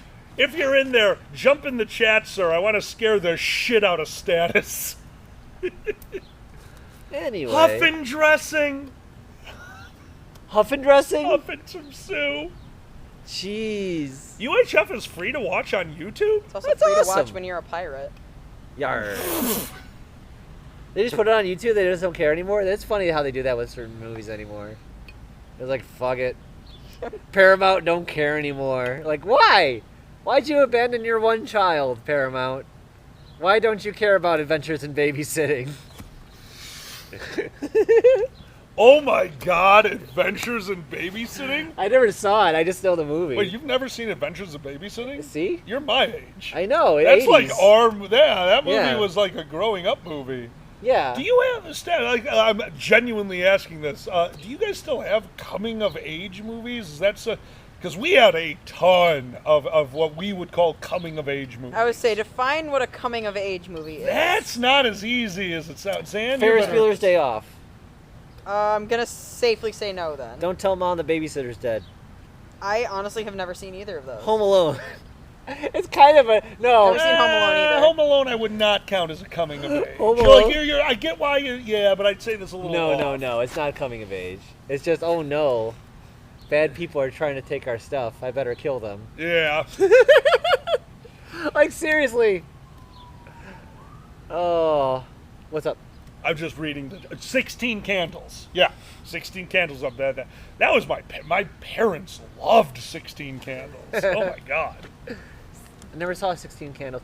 That the high school one. Don't you forget about me. Kind of. Breakfast Club? A little bit. Oh, that just came through. Little Nikolai bit. called Breakfast Club. Yeah. That's kind of a coming of age movie. Yeah, B, you're right. Mean Girls. That's an interesting one. Would that be? Yeah. I'd say that's a coming of age. Yeah. Boyhood is literally a coming of age Yeah. because it was filmed over like 15 years. for Oh this yeah, kid. very much so. Okay, yeah, you win that one. That is literally a coming of age movie. Ocean's Current. What would Adventure Time be like on weed? It would be like me watching Adventure Time. Adventure Time is a coming of age series. Holy shit, you're right. It is. Yeah, Mean Girls are- especially by the time you get to the end. Yeah. Holy fuck, that last season. Mm-hmm. Just so everyone knows, we've already talked about this. Keep your eyes on the Dragon Show. We might be doing a special event on our movie streaming site, where we go to watch Dragon Show movie nights. We're probably going to pick a weekend because we found out it's only 38 hours. We're going to start it at some point and just let it run the entirety of Adventure Time, and we will put times where we will be joining in to chat with you guys about Adventure Time. But yeah, Adventure Time is one of my all-time favorite things, and the idea of just having an Adventure Time stream running for 38 hours in a row, and all of us, or as many of us as would want to, joining in for the last season. Yeah, I'm in. Steven Universe is amazing freaking. When do you want to announce what our next movie Retro, will be? have a wonderful evening. Oh, see you, Retro. They're gonna go chill in the hot tub. Retro, take us to the hot tub. Seriously, put your phone in there. I want to be in a hot I haven't tub. been in a hot tub in a while. I want to be in a hot tub. I know you can't yet. No Nope. hot tubs for dragons. No chlorine until 3 months. Oh, little kobolds. I still want to be in it. I want to swim. I know you do. Anyway, fuck, it's gone. I hate this. Hi, ADHD. Yeah, Maggie. Anyway. Hot tub sounds great. Nope, it's gone. I could see that. Recent Spider-Man movies in the Marvel universe are kind of coming of age. I mean, Spider-Man Yeah. has always been the coming of age Yeah, superhero. he's a kid. Yeah, I like how they do those. That's what I was going to ask you. When do you want to announce the next movie, or do you want to announce what it is next at least? Are we doing it Friday or Saturday? That's what I don't remember. Probably. We're going to announce the date. It's either this Friday or this Saturday. Sorry, everyone. We had this written down and forgot to make a splash page. This Friday or this Saturday, we will announce on tomorrow's stream. We will be doing Dragon Show movie night for Run Lola Run, movie that Zanny showed this one to me. I am in love with it. It's one of our more cerebral movies. Again, we're going to keep with the theme that we've been going with, kind of more, I don't know. I don't even know how to describe our movie tastes. I'll just say it's artsy, it's visual stunning, you can smoke to it. Yeah. That is Run Lola Run. That's as much I will say. It's more artsy and more fartsy. It's French. It's very French. I can't remember if we're gonna have the French version or the subtitle version. It doesn't matter. It's up to you, honestly. Well, we'll pick. We'll talk to y'all about it. But yeah, either this Friday or this Saturday. I'm gonna say Friday is more likely. Run Lola Run, Dragon Show movie night. Tune in tomorrow or keep your eyes on our messaging. You'll all get that. To be part of the Dragon Show movie night, you may donate as little as $1 to the Patreon. If you're at the $1 level above, you can join us for Dragon Show movie night. Also, if you are part of Boozy's Patreon, you will get the link as well. Boozy and I are doing a joint thing for the next few months for movie nights where our two streams will be able to join each other because we're friends and we want to make more friends. Yeah. Oh, Sue knows the movie. Oh, good. Sue knows Run Lola Run. Oh, yeah. Have you ever seen that one, Status? Ever heard of Join it? us. It is. It's a trip. It's a very fun movie. We had the privilege of getting Status. We showed them a bunch of our favorites. And last night, God. oh, I was so happy Oh my with your initial God. reaction. Status, who is a musician, and I was shocked when they had to see this, had never really been exposed to David Byrne until last night, and we started with the creme de la creme, David Byrne's American Utopia. We were going to show Status like a few songs, watched the whole thing. Yep. I'm so happy we got to share that with you. That was incredible. It's everything I'm that I so wanted. happy that you shared it with me. Yeah. No, that show, That if you was haven't seen it, it's amazing. HBO. It might actually show up for a Dragon Show movie night in the future when we want I to can do see that. music. I'm okay with that. Yeah, David Byrne's American Utopia is probably the epitome of what age and experience can bring to a Broadway stage. Like, No, that was that was beyond brilliant. It's literally a concert almost, even though it's like a show. It's a, I don't right? I don't know. Yeah, no, it was a way to put a concert on Broadway. I was gonna say it felt like a concert, or it felt like a Broadway show, but with no storyline. Yeah. Like you were. That's a good way to put it, honestly. incredible. Yeah, Broadway show with no storyline. I'm gonna watch that Thank 4 you or for 5 the times. biddies, my friend. Thank you. Oh, Boozy's here. Hi, Hey. Boozy. Hello, Boozy. Chuck roast. What is it? Are you just roasting some Chuck? Some dude named Chuck. Gonna roast him. Hello, counselor. Oh my God. What is Chuck? Hey, Ninja. Dude, Ninja Tyler, how you been, dude? Hello. What, Chuck? Chuck, it's a cut of meat. Chuck roast. Oh, okay. Yeah. Like cow? Right. Yeah, beef. It's a Chuck. Chuck. Yeah, It's a type of cut. Okay. I don't know if beef is cow or if it's just meat No, or beef is cow. Okay, always cow. I don't know. I don't know these technical terms. It's okay. I don't know half of them. That's why I think of actually. So we were talking about it last night. I'm actually thinking of going back to my community college now that I have free time, and they give a 2-semester, like, not basics, but one step above the basics of cooking, and I am horrible at knife work. So if I could take a class like that has knife work as part of their curriculum, so I don't have to use so I don't have to pre-cut everything for an hour before I cook would be wonderful. Knives. I can just see Alclag's gonna be a hibachi chef, and it's gonna I'm just gonna be dodging flying objects. You know it's gonna happen. I'm not throwing knives at you. We already throw dildos at each other. We don't need to throw sharp objects. I'm not gonna say you're gonna do it on purpose. I'm saying you're gonna be flipping the stuff Oh, around. that I could see. Yeah. Absolutely. You had to make the choo-choo. Right? What was Evo's line last night? I love having a nephew. I get to be creative. I was feeding them, and it was, the train is coming into the station, the airplane's coming in for a landing, and then his mother came home and said, what happened to all my child's little plastic toys? He is so good at circumventing expectations. Just the stupidest throwaway jokes. And that's all it was. It was him talking while he was wandering around the stage looking for the punchline of the actual joke he told. He stopped a joke to fuck him. Fuck him for being so good. God damn it. He stopped a joke to fuck him. Whoa. Yes, he stopped a joke to fuck. Damn. Go Emo Phillips.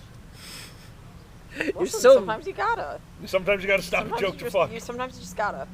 You're so mad that he did so well. Yes, I loved it. Well, yeah, I loved it. Like you said, you have a lot to learn. And you want to take from that. That's a good thing. That was so good. It was so good. Just means you have things to do. That's a good thing. Anyway. God damn it, Boozy. What'd he say? Oh, the ferret, babe. Huh? I can't think of the tune that Boozy is yelling this to. Oh. It's Mac the Knife, thank you. Oh, the ferret, babe, has such teeth. Oh, we're going to get a copyright strike. Status, speaking of copyright strike, go grab your ukulele. Okay. Oh, yeah. There it is. I thought it was over there. Do we have the link up at the bottom? Yes. Reminder to everyone, Status has just have an album drop on Indiegogo. Please hit that link at the bottom of the screen. I think you're going to have to type it in and go support them. They have funded their album. We are so happy for Status. Go Status! It's also at the top of their Twitter as well. So thank you. Alright, what am I doing? Whatever you want. Alright, cool. This is not a song on the album because I didn't write it. I would be fine being alone forever.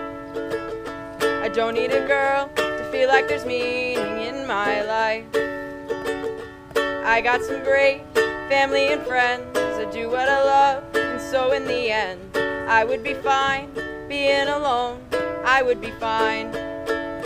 But I don't wanna be fine, I wanna be obsessed. I wanna feel too much, I wanna be a mess. I don't wanna be good, I wanna be the best. Wanna be over the moon the way that I am with you. When you wrap me up and kiss me so and say my name. Now Now that I know what better is like, I don't wanna be fine.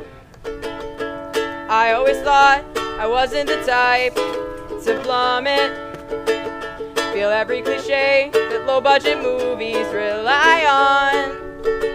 But I'm head over heels, there's butterflies in my stomach. I feel fuzzy and warm and it's gross, but I love it. All this time in your arms is really raising the bar. Cause I don't wanna be fun, I wanna be obsessed. I wanna feel too much, I wanna be a mess. I don't wanna be good, I wanna be the best. Wanna be over the moon the way that I am with you. When you wrap me up and kiss me so and say my name. Now that I know what better is like, I don't wanna be fine.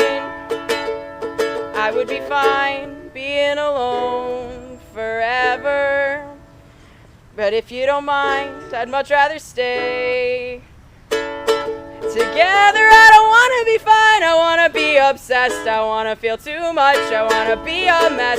I don't wanna be good, I wanna be the best. Wanna be over the moon the way that I am with you. When you wrap me up and kiss me so and say my name. Now that I know what better is like, I don't wanna be fine. I don't wanna be fine. Woo! Thank you. Yeah. Yay, Status! Yay. And I agree, yes, Status can sing any song beautifully. Thank you, Status. What was that? People are asking. That was a song called Fine, and it's by Ian McConnell. Nice. He is probably my favorite small artist ever. He is incredible. Awesome. Yeah. Very cool. Maggie, my favorite Weird Al song is Skipper Dan. Oh, You yeah. were so hoping that they played Stripper Dan. I'm so bummed that he didn't. Oh! I heard what I said. You're Stripper Dan. Damn it. Oh, no. One day. One day. One day I'll get to play strip pool. When I lose 100 pounds, I will play strip pool. Oh, okay. No, so it's a shame. Status did not get their favorite song at the Weird Al concert. I got surprised. Again, thank you so much for getting us to go particularly to this Weird Al concert. So Weird Al apparently, and Status had to tell us this, Weird Al usually does their big hits. How did you say you're better at this? So he usually does his this tour specifically is pandered towards like his hardcore fans because he's doing all of his like B-side, original stuff. Usually they're pandered more towards a general audience, so he does the ones that everyone knows, Amish Paradise, White and Nerdy, things like that. And there's costume changes and like a multimedia video screen, and it's awesome. Last night, that is not what we saw. No. Last night we got to see the deep cuts. So I've been a Weird Al fan since I was a kid, but in recent years, like he has an album I had not heard. So there were a few songs I had never heard, which I loved, but also songs from the old Dr. Demento show, and a song I have not heard in years that would come on the Dr. Demento show every once in a while when we would be coming home from Nero. Nature Trail to Hell. Mm-hmm. They used the room, the set, the lighting so well, having huge shadows projected in the back, dropping the lights down to pure red for the more deep lines. Like, what a show! I was so amazing. happy. And I have to say that like it was super cool. You mentioned it already. We saw it at the Chicago, where they have the Chicago Symphony Orchestra. So I knew it was going to be something different, right? You kind of hinted at that. Right. You're so excited to see what it's going to be like. Yeah. Okay, this venue is not what he's usually would see him at. Yeah. So I'm like, okay, this is going to be really interesting to see. And it was him doing so those good B-sides in that venue, and like you said, how they used the environment and just the vibe was so cool. And that's what made the show to me. Like, the moment you told me it wasn't going to be fat and because I had a picture in my head, the stage show that I've seen videos of, I was picturing the costumes and all that. To have Weird Al Yankovic walk out onto stage and sit in a stool with two guitarists on either side, with a pianist in the back and a drummer who, because the drums on some of the songs were so loud, Benny, you would actually probably be able to explain this much better than me, but we kind of figured it out. They had plexiglass in front of the drummer because we realized we were at the fucking Symphony Orchestra of Chicago. The acoustics in that room, the drum would have overshadowed everything. So they needed to dull it down and put it behind plexiglass and then let it come through the system. To watch Weird Al just perform a concert was incredible! Like, I'm so glad that I didn't have to see all the bells and whistles that I've seen on TV, and I just got to see performers performing. Fuck me, that was cool. Yeah. God damn it. Mm-hmm. Like you said, no bells and whistles as far as the Biggest says we're right. That's what it was. That's what it was. Nice. Also, but I would have never thought Mike the Glass. Holy fuck, that's cool. Mike the Glass. Oh. That would make sense. How they were capturing, because the drum sounded amazing, and that was what we came up with. It had to be dampening because we were in a place that was made to be acoustics without fucking speakers, you know? And which is interesting because when I saw him back in May, it was a much smaller theater, definitely not made for a symphony orchestra, and he had the same thing. So that's really? Yeah. That's so cool. That's really interesting. So cool. That is interesting. Oh, man. Usually for whoever sits in front of them. That makes sense. Yeah. That makes a lot of bit sense. more sense, yeah. That's really cool. But yeah, no, that was a blast. And what song? He did a cover song. Yeah. That was really cool. So that is something that they're doing this tour, is they're doing a different cover song every night. Nice. Yeah. Really? Yeah. I didn't know that.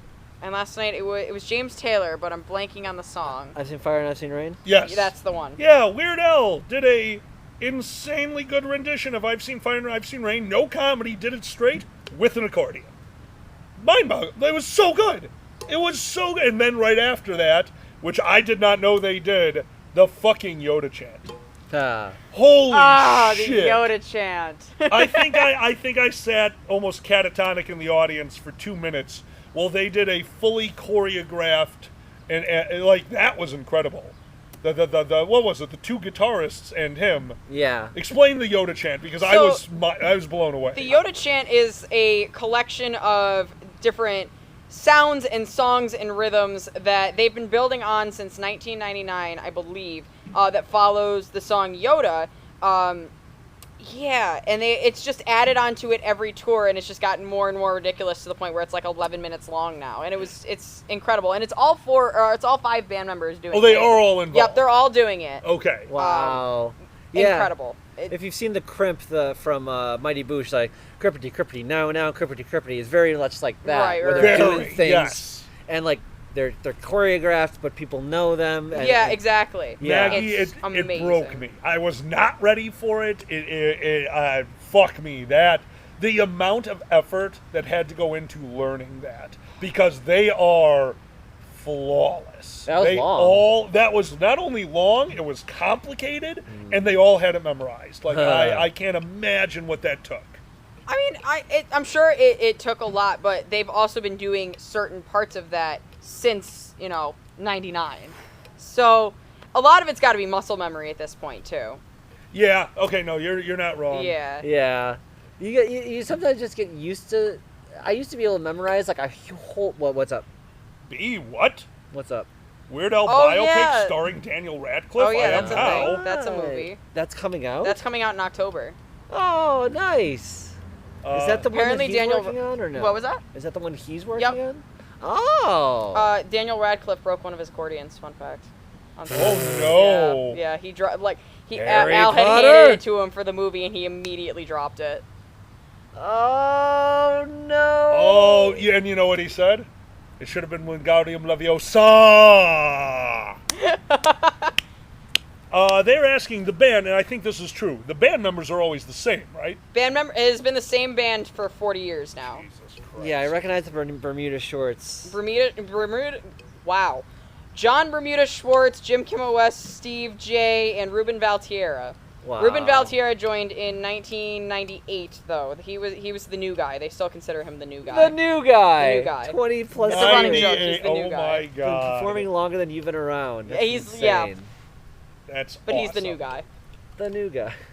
Now, again, can't thank Accordium Leviosa. Accordium Leviosa. Love it. That's good. Oh. Time check. 3:29. Status. Got another song for us? Oh God. Maybe. Give me a minute. Well, absolutely. All right, that's absolutely. fine. Well, Status is thinking, thank you all for being here. We are the Dragon Show. That is Dragon and Ferret together. If you're enjoying this, don't forget to hit that follow. It helps us get word out to you when we are streaming, and we appreciate that. Also, if you have an Amazon Prime account, you have a free Twitch subscription to give out. I'm not saying you have to use it here, but please use it for somebody on Twitch. Don't let Bezos keep that $5. Fuck him. Not literally, although No the problem. option.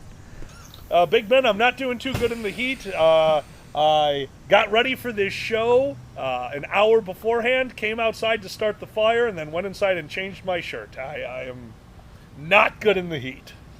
That's why we're letting the fire die. How many copies of this shirt do you have? Are you just like the dinosaurs with you like Earl? Excuse me, this shirt is the one with the yellow stripes on it. There's the other one with the black stripes. They're all relatively the same shirt. I have plaid, and I have this. So that's it. That's it.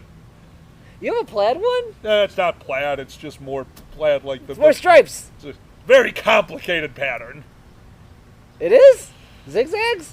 Nikolai, you are a sweetheart. Thank you. All right, I'm getting you a polka dot. No polka dots. Why not? Because if they end up where the nipples are, I feel awkward. Oh my God. Yeah, that's right. Come on, it'll be like you have a ton of nipples. Well, it's good.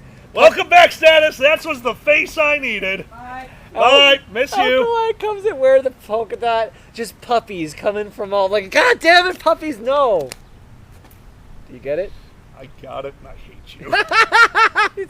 you. You lie down. You're like, ow, ow, ow, ow, ow, ow, ow.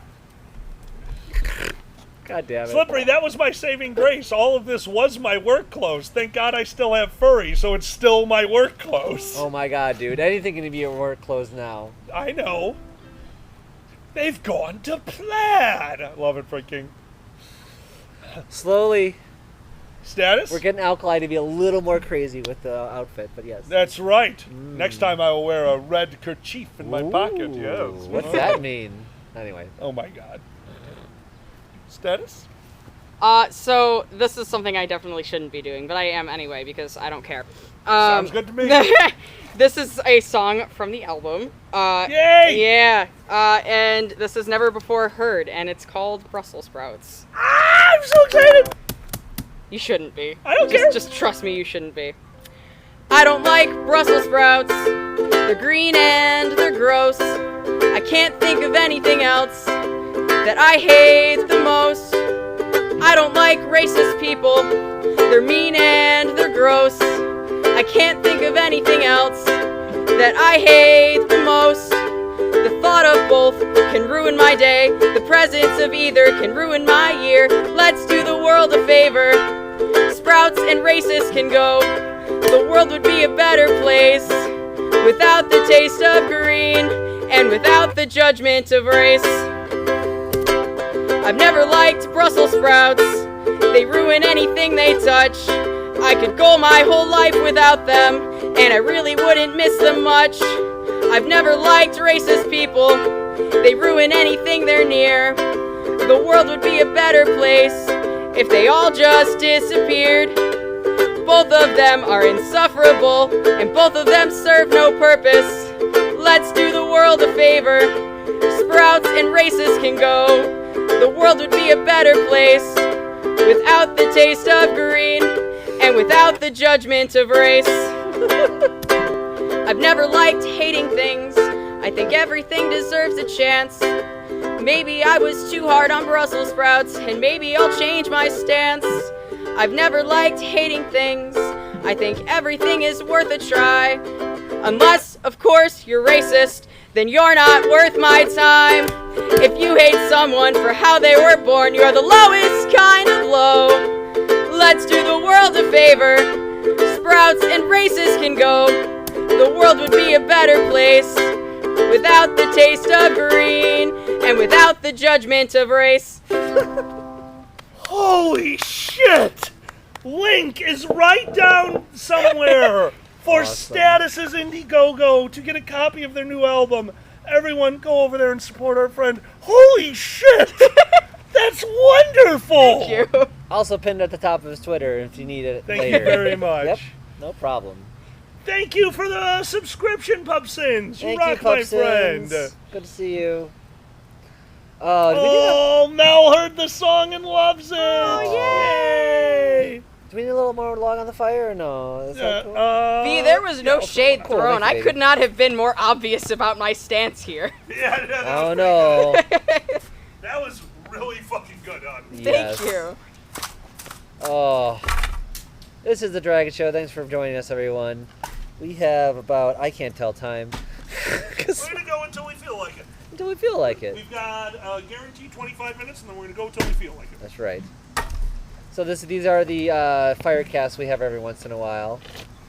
Oh god. Oh god. Everything's wrong. Oh no. Everything you know is wrong. Your Black back is fell white, up is apart. down, and short is long. And everything you thought was just so important doesn't matter. Everything you know is wrong. Status and myself sat at a Weird Al concert, belting out the lines to most of the songs. You knew way more than me, and you were way I better think memorized. there was one song that I didn't know every single word, and that was Young, Dumb, and Ugly. We can absolutely do something together. B and you should definitely do Absolutely, something I'm so together. down. Awesome. Ooh, smoke. Big Ben, absolutely. Thank you. Okay, as long as you absolutely. saw it. As soon as it's out, yeah, absolutely.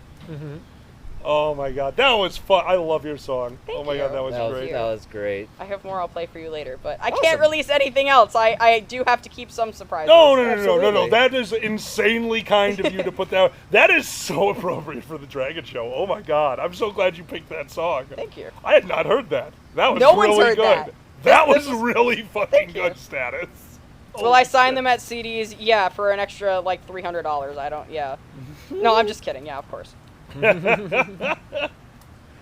Oh. Yeah, my CDs are $10. If you want me to sign them, they're $8. That's Nice. You get it. There we go. Yeah, and once we get around to it, I'll make sure that to have some of the copies of your CDs to sell at my table. Sounds good. Yeah. Well, we'll figure it out. So when the album goes live, anyone who subscribes at the $5 level or up gets an advanced digital copy, so you'll actually have it before the album is live. Awesome. Woo! Thank you so much. Thank you guys. Oh, no we are problem. This is awesome. thrilled to have you on the show. We've wanted to have you on for years. We've had you on the stage show. Yeah. You have sat on Candy. What? Oh, Candy the yeah, I have Couch. sat Candy on the Couch. Candy. Actually, I don't think I ever have. Were you not on Candy? I was not on Candy. I was on the show right before you got Candy. Oh, you were on the last of the last of the version tradition- 3 of yeah. the Dragon Show stage performance. Yeah. We weren't able to get Candy up and running for AC. She was a little deflated. She's got some holes. So, okay, it's no one's fault. It's not a problem. But to blow up, like, you can't blow up Candy in a hotel room because then you'd have to take a giant-ass blow-up couch in an elevator. Exactly. So where are you going to blow it up? Headless Lounge. Uh-huh. Headless Lounge has 100 fucking power strips. Well, that also means that there's an inflatable couch in Headless Lounge. We've watched fursuiters like, inflatable couch? Wow! And you're like, no, this thing's not going to survive. It's Thank a you, Big fursuiter Ben. magnet. It is just like fursuiters just instantly want to just splay down on it. I'm like, no, it's right before the panel. Fuck. I'll literally have a big piece of tape says, please don't sit on Candy. Big Ben, thank you so much. She only performs for the show. She only performs for the show. No free rides. No free rides on Candy. No free rides on Candy. Well, She's a working girl. like I said, we have a guaranteed about 20 minutes left, and I want to keep going because I'm having fun. Yeah. We have questions that we never got to because we were so jam-packed with the Anthroconin review. We still have questions, so we're going to go through some of these right now. Alrighty. We're going to start off with Tikal. Before we do this, just remind, is it $5 level or $10 level question? It's 10. At the $10 level, you are able to submit questions anytime we do a Sunday stream. If we don't get to them, we will do them on a different stream. These are those questions from last Sunday that we couldn't get to. We're going to start off with Tikal. Thank you so much, Tikal. Tikal says, make up Cobalt stereotypes, one of which already happened. Cobalt applause. I think there's enough kobold stereotypes, but we can make up some new ones. I think we could. Kobold stereotype number 1: candy's on the top shelf. Kobolds always put candy on the top shelf. Why? Candy is usually in little pieces, and you need to make sure that if you have something to eat, the rest of it ends up on the floor. That's a kobold. You could put it in a nice little jar. Put your hand in the jar and take out the piece of candy you want. Nope. We're going to pile stuff in open bags out of view on the top shelf so that when a little kobold reaches, it all comes tumbling down. I like it. What? Come on! It's fun. It's like pinatas, but not. I watched you pull and then put your mouth. I'm like, you're just waiting for things to fall in. Of course, it's just like our cooking. One-step cooking. Our cooking books would be, cookbook for kobolds. Yeah. It's just one line for everything. Okay, one line for everything. One line cooking. Make lasagna in one line. Buy lasagna. Buy lasagna. All right, easier one. Chicken soup in one line. Buy a can of chicken soup. Open can. All right. Oh my God. All right. Chicken a la king in one line. Explode. There you go. You're not allowed to write a cookbook. Boiled chicken, suit here. Crown chicken. Chicken a la king.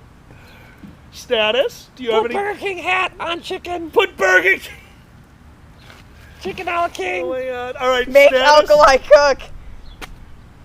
Big Ben, I hate this fucking. God damn it! This is the worst cookbook. Status?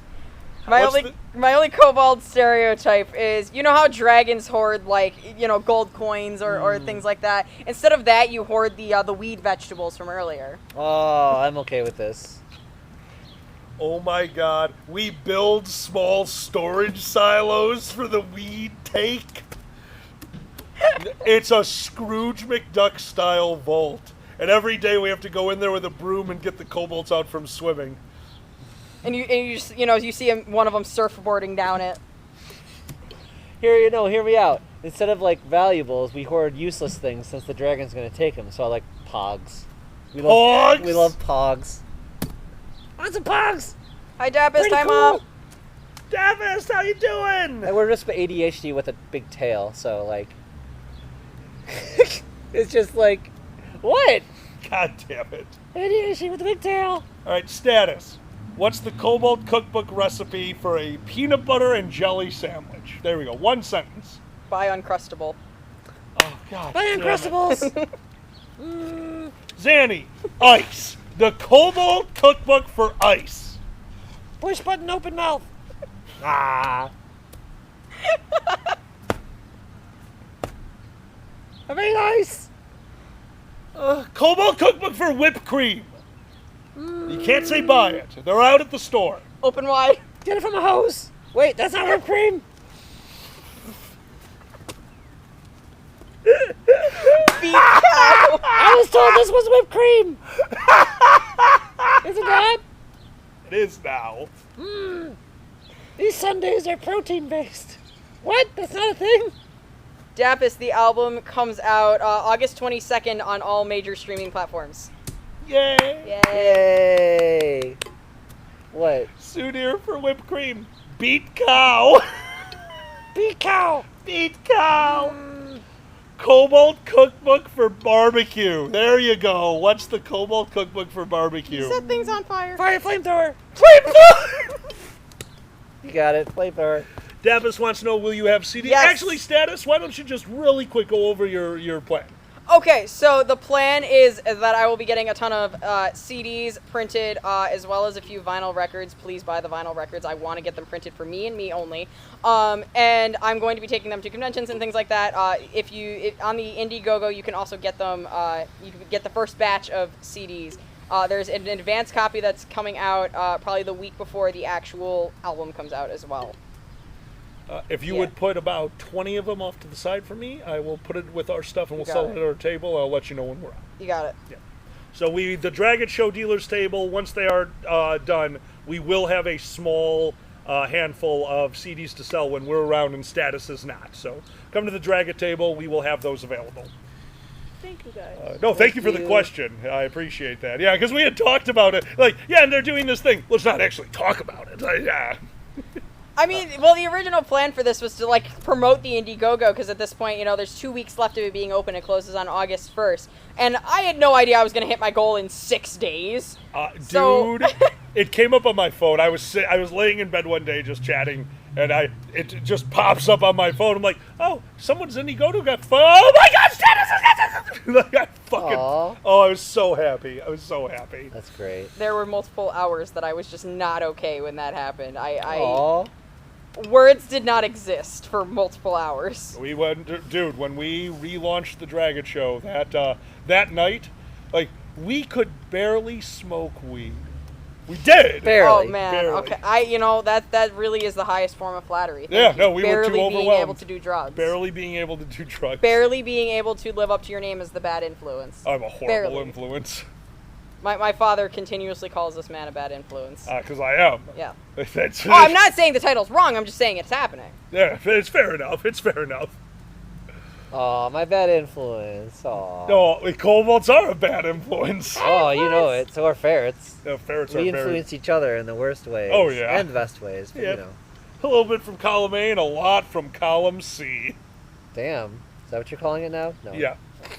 You got rid of the column and now it's a C. Oh, there you go. Column no! God damn it. Oh, that's funny. C. I love you, Big Ben. Remember, sweet Jesus implies the existence of umami Jesus, spicy Jesus, sour Jesus, bitter Jesus, and salt Jesus. Oh my God. Salty Jesus. Still a good one, Ben. Still a good one. What did I get? All right, one more question before we go back to another song. Regda asks, thank you very much, Regda. Thank you. I don't have my glasses. Oh no, can I do it? Yeah, if you could Okay, read sure, the top sure, one, sure. I'm just having some problems. Yep. Very top one. Dragon Show has a restaurant chain. What is the house special? Oh, Dragon and Ferret together. Dragon and Ferret. Which, I don't know what that means. All right, so what would you... Okay, so we're going to say all three of us. The three of us own a restaurant, so we need something from all three of us to be implemented into this meal. So I'm going to say on my side it will be a perfectly sous vide deep fried steak. So the middle, the main part of this meal is a flawlessly done, medium rare, charred on the outside. You cut into it, it's already perfectly pink. That's the centerpiece of this dish. Zanny, what are you adding? With a nice thing of garnish, of course, the whole accoutrement. Absolutely. Get everything set. Me?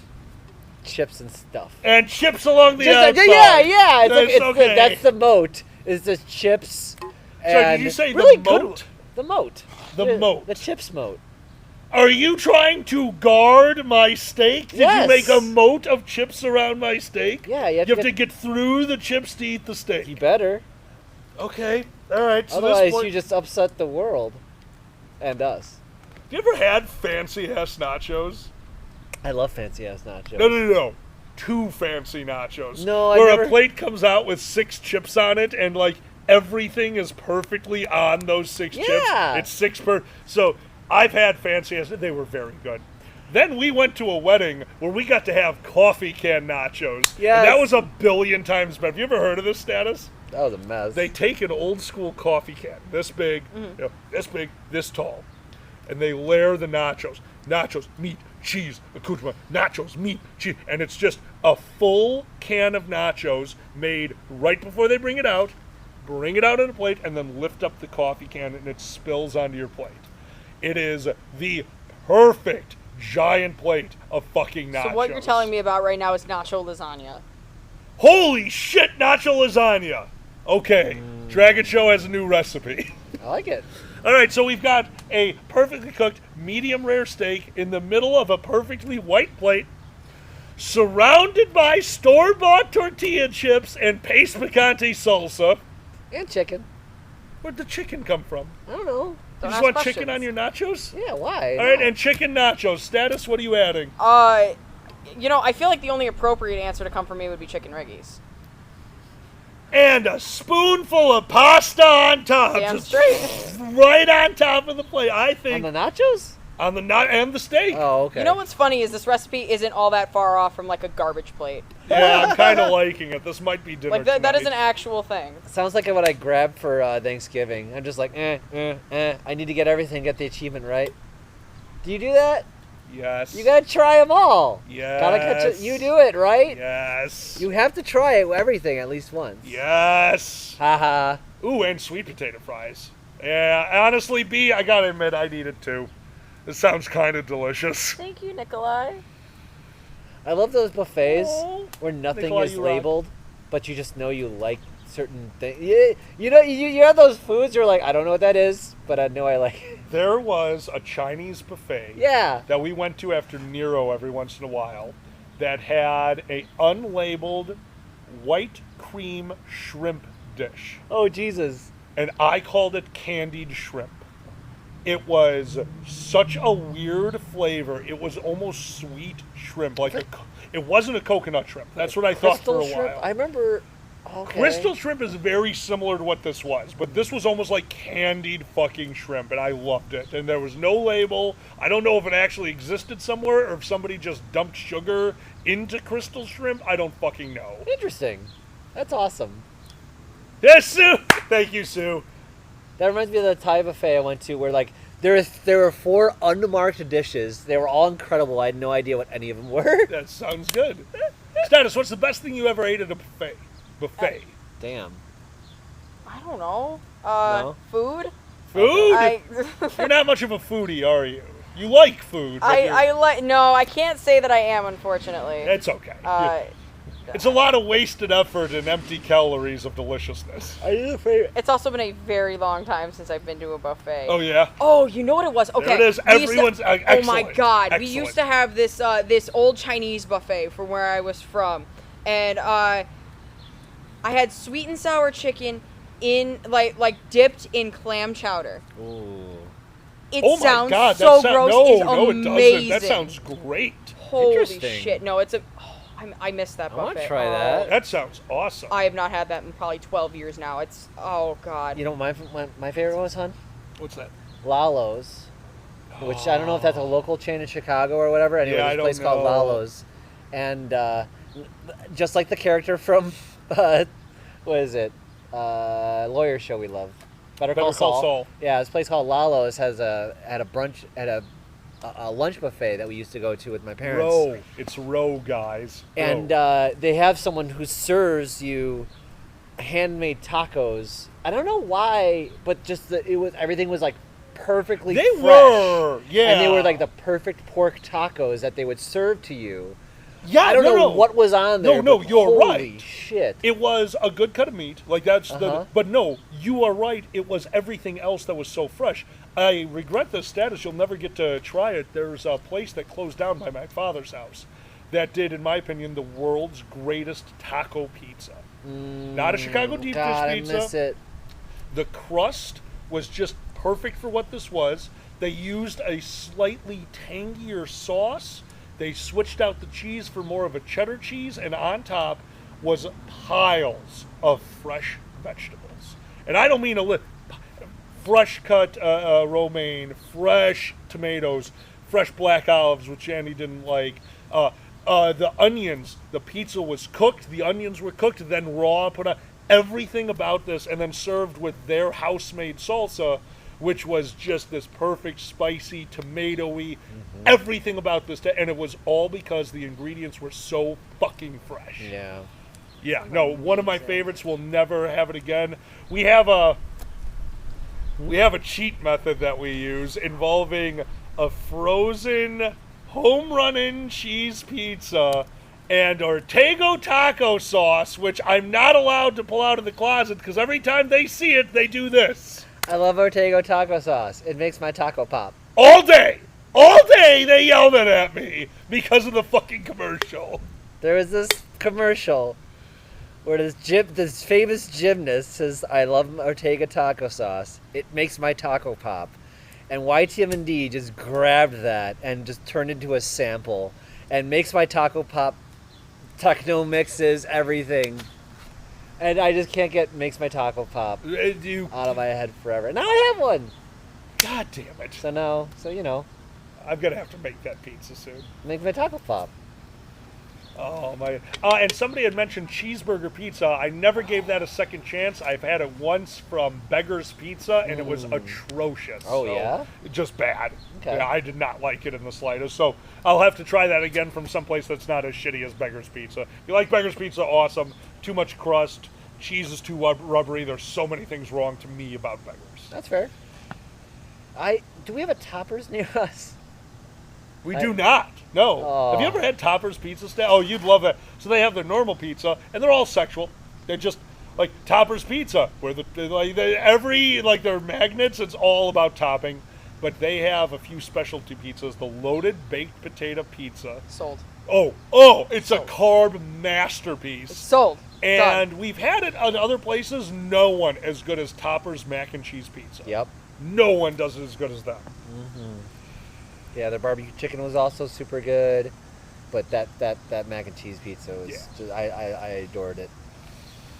Anyway. Do I make pizza at home? Maggie, very, very rarely, because I found that I do not like my homemade crust. It's good for what it is.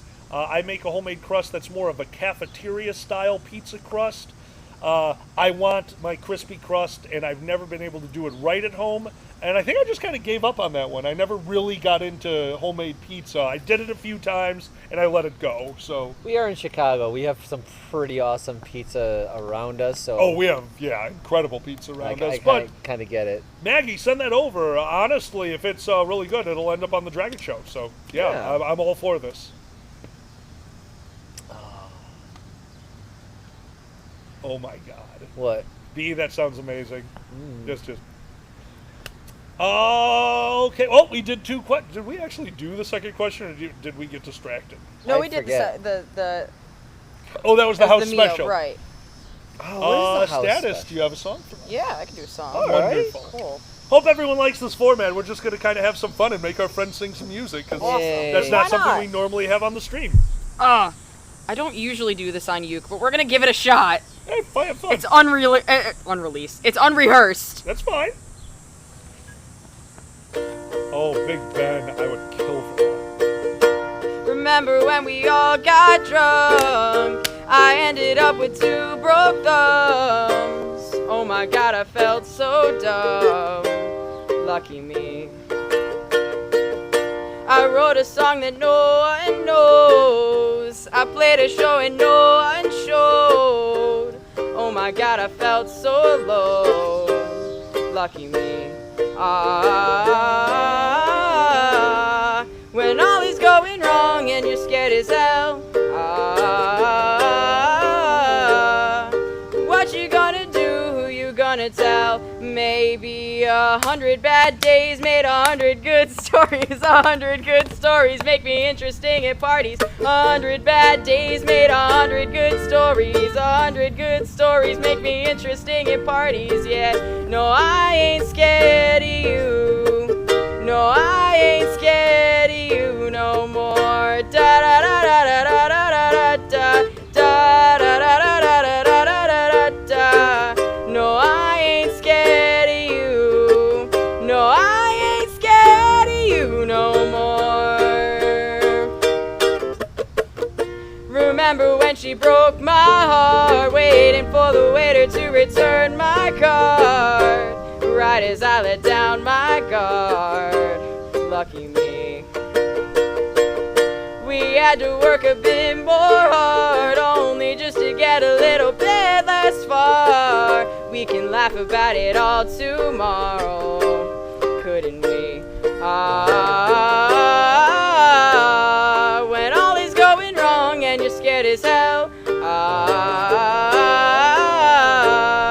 What you gonna do? Who you gonna tell? Maybe 100 bad days made 100 good stories. 100 good stories make me interesting at parties. 100 bad days made 100 good stories. 100 good stories make me interesting at parties. Yeah, no, I ain't scared of you. No, I ain't scared of you no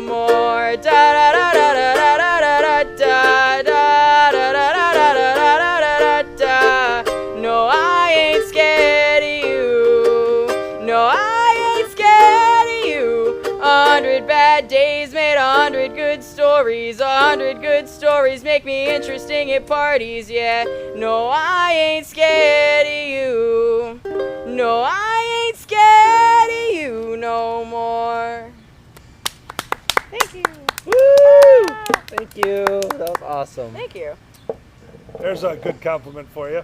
Peter the Bear. Just got my eyes closed, bobbing my head to the song. That is awesome. Thank you. That is awesome. Aw. Nikolai, thank you. And B's like, we have to work together. It's happening. It's going to happen. I want to see it too. I have a question for you. I have an answer. The first performance you can remember that you did. First performance I ever did was at a little tiny cafe in, I'm just going to plug it because they just reopened back up after the pandemic, and I'm so happy to see it back. Oh, was badass. At the, no, because we thought it went under and the community funded to open this community, or this cafe back up because it's amazing. The Tramontaine Cafe in Utica, New York. I was 12 years old. I got invited by some guy who owns a local guitar shop and played like a 10-minute set of just whatever I was into at the time, and it was amazing, and that's really where I got my start doing it. Awesome. Very That's cool. so Yeah, awesome. no, the tram really gave me my start when it came to performances, and I'm so happy that it's back. That's Thank really you, Big cool. Ben. No, that is actually really cool. It was First really performances are always just, Yeah. There's nothing like that pure fear the Oh, very yeah. first Oh, time. I was so nervous. Yeah. Pure. Remind me pure to show you fear. video of that. I do have video. You have of it. video? I have video. Oh of my that. god, that'd Yeah. be amazing. That is amazing. Oh my god, my dad's here. Hello. Is that who that was? That's my dad. I was actually I was about to text a moderator to delete it. Holy shit, okay, if that's your dad. Oh my god. Thanks, Hello, love you sir. too, Dad. Hey, they took me bowling and you wouldn't. Damn. Hey, you did very good at bowling. You beat me by 2. Okay, but you were bowling with your non-dominant hand. I still beat me by 2. Alkali's like, I'll only throw a few with this ball. It just cracks 5 times when I swing my arm. What the hell, dude? I freaked out status. If you ever shake my hand, you'll know what I'm talking about. Playing Nero, the LARP I played for years, you have to remember, I'm 6'8". I'm not going to use a small weapon, so I had a 5-foot long sword. You hit the top of that sword, it's just torque on my wrist. So my wrist feels like a cement grinder, so I can't bowl It was anymore. the weirdest thing ever. Yeah, I shook status Oh my didn't know. I God. shook No, their it hand was and so showed weird. that. Oh yeah, you did not like that. I apologize, but I find it funny. Slippery Stallion, are you from New York? Oh, Are you a New Yorker? oh God! I'm walking here. Oh, God. I'm walking here. Walking here. No, that was fun. I have not been bowling in years. Cicadas. And The hell? Those are our cicadas. are they different God, from it yours? sounds like a car alarm. What? Oh, you don't have cicadas? No. Oh. Wait, really? No. Oh, It's just a Chicago mop man. He's just mouthing off. are cicadas a Midwest thing? I thought it was Maybe. just a North America thing. We got bullfrogs. Bullfrogs sound Yeah. cool. Hold on. Here's a question. Here's an answer. Do you have a weird cryptid? We have the Chicago mop man. Yeah, does New York have anything like that? We have. Chicago Mott Man. Chicago mop man. He just See, kind of here's the flies thing: is around. ours is real. It's a dude named Rainbow. What? Yeah, everyone thinks he's homeless, but he's not. He's like a multimillionaire, and he just walks around Utica playing random instruments. And we love him. That's He fantastic. just stands in random parts of Utica and plays. It's great. Okay, our Mothman doesn't exist. Sounds like yours Oh, ours might is real. actually... Well, No, ours is fuck me. Rainbow is 100% real. That's fantastic.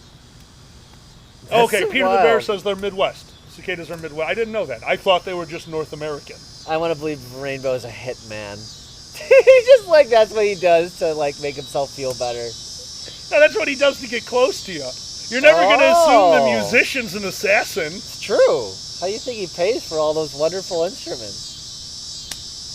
Oh, he's singing about love and peace. There's all of his... What? He has a top 10 hits. That's how he God damn pays. it. That one we did answer on the show. So, What? Benny asks, thank you so much, Benny. Since we last played Alkali's Bar, what's the D&D class of each character on Gilligan's Island, and which character is the plot twist evil baddie character embedded in the party as an NPC? And I just realized something. Status, have you ever seen Gilligan's Island? Nope. Of course not. I know exactly what it is. Okay, that's I don't good. know anything about it, nor do I play a D&D, so have fun with this one. Oh. Sue fucking ordered pizza. Before we get into this one, would you kindly go into the garage and hit the, I think we still have it. Could you play the Alkali's Bar song from Pepper? I don't know if Did it's we still delete there it or off deleted. the, Yeah, okay, sorry. we deleted it off OBS. No, that's fine.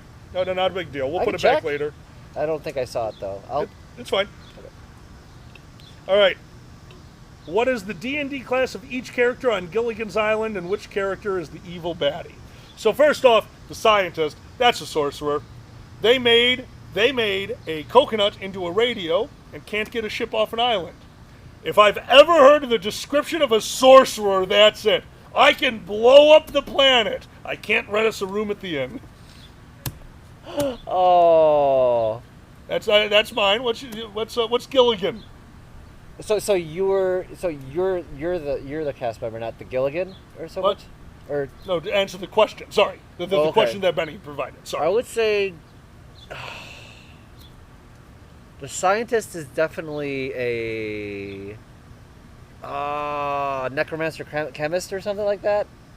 The scientist is a necromancer. Okay, what led you to that conclusion? Because he's using science and he says it's science, but like when they're not looking is not fucking science. He's just using death and blood magic to make a radio. But he's just like, oh yeah, I put a fucking coconut and I put metal in it and it works. So like, yeah, right. Yeah, right, okay. You sorcerer. This is like, did you really believe this whole time I was making these amazing products? Donatello can. Yeah, but yeah, exactly, because it's like a show. Once he's like, guys, no, this is magic. But that'll be the reveal. I think he is the secret baddie, unless there's more than one, which is possible. Which Scream showed us. Oh, I know exactly who the secret baddie is, but Big Ben has got these. What? Gilligan is a warlock with a luck patron. Abso-fucking-lutely. That is Gilligan all over. Okay. And the skipper is a water barbarian? I'll take it. Yeah, no, all of this checks out. The movie star and his wife. Bards? Or... No, what? Oh, bards. Okay. Yeah. Okay, but what's the wife then? He's the bard. Ooh. Well, I was thinking, What are those things? Valkyrie. He's the millionaire? No, the wife. The wife's a Valkyrie. Okay. Valkyrie. All the way. Flying Valkyrie. She could get off the island, but so madly in love and so bad at the rules, doesn't know how to leave the island. And you know why that is? The villain. You haven't read through the entire monster manual of D&D yet, have you? No. Emphasis on yet. It's very good reading. Oh my god. There is a monster that is just a turtle with an island on its back that just kind of floats around. That's why Gilligan's Island's never been found. It's just moving around in a pattern. If you ever find it and track it, it spells out, fuck you. Oh. Villainous. So villainous. I like it. You talk for a second. I'm going to go see if the... Oh, there goes the phone. Oh no. I'll get your phone. Here you go. You talk. Alright, hear me out. The professor is working with Ed Harris to keep them on the turtle the whole time because they're filming this whole thing. And obviously, this is all just weird. It's to make the first survivor so that they can make that show later to sell to executives. That is the main, because they know. This is all just a capitalist plot. Absolutely, because Xanatos knows this, because he's got a crystal ball and he knows how to make the future happen. So he knows he has to make this Danganronpa-like tournament to make the future juggernaut that will be Survivor. So he needs to like, maybe kill people. You know, the Gilligan's Island cast we know, that's just the ones we know. You don't know about all the ones they offed. Those are just the ones that are left. It was actually a small cruise ship. They even say that. You think they only had like 8 people? No. It's like 30. Anyway. Hey, Zanny. Yeah. Ready? Sure. Just take a seat and we'll tell you all about a kind of stoat who tried to get to and throw con on a tiny tiki boat. He started in Chicagoland, no car nor bus nor plane. But halfway around Michigan, he's pickling his brain. He's pickling his brain. The boat was stocked with an open bar. The roof was made of grass. That weasel poured said, what a tour, and downed another glass. And downed another glass. The boat found dock near the river walk in the town of Black and Gold. With Alkali, a DJ too, a lawyer man and his daughter, a popular, the professor and all the rest, here on Alkali's Bar. So get your badge and enjoy the con, the rivers are running slow, the Allegheny, Monongahela and the Ohio. Anthrocon and all its staff will do their very best to keep you safe from Alkali and him safe from arrest. Good Kage says we can write off this nautical expense. His lawyers say the IRS is likely pretty dense. Join us here each year, you furs, and whether near or far, we're pouring out a drink for you here on Alkali's Bar. Hey! Thank you, Pepper. That was so awesome. That's Alkali's Bar. Alkali has to pee as we see him run across the screen. So gracefully. He doesn't run.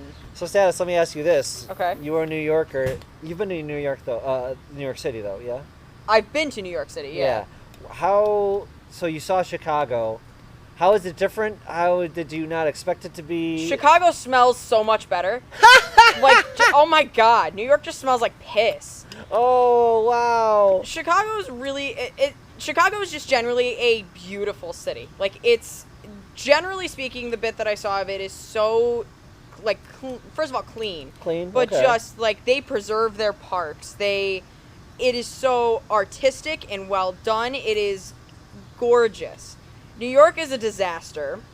Yeah. However, New York is a lot easier to navigate than Chicago. Yeah? Yeah. I mean, you walk everywhere in New York, and everything is walkable. The subway system makes sense. Everything in New York is a grid, a numbered grid. You know, if you, yeah, those are the main differences. I get you. Yeah, no, Chicago is gorgeous. And yeah, we did take you to the more well-trimmed places, yeah, I'm sure, I'm sure in the there's, loop, and where all the money is, of course. I mean, and I'm comparing it to I've only seen a little bit of New York City, but New York, I mean, I've seen, like, Times Square, and even then, like, Chicago is so much better kept, genuinely. The newer the city, in general, the cleaner it feels. I went to Toronto, like, oh my god, it's so clean and neat. I'm sure So, Toronto. like, yeah, I cannot wait to go to Toronto. Oh, it's I so want to cool. go to what's the one in Canada that I've been trying Frontal to get Equinox? to for years? Nope, the other one. All the way. It's the supposedly the nicest city in the world. It's a walking city, Canada. It's Montreal or no? Foray? No, I can't think of it off the top of my head. Cucamonga. Damn it, Biggest. Newport News. Oh,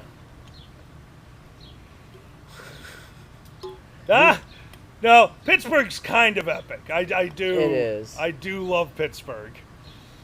Vancouver, thank you, Maggie. Dear God, I could not remember. Go. I have wanted to visit Vancouver for so long. I need to get to Vancouver.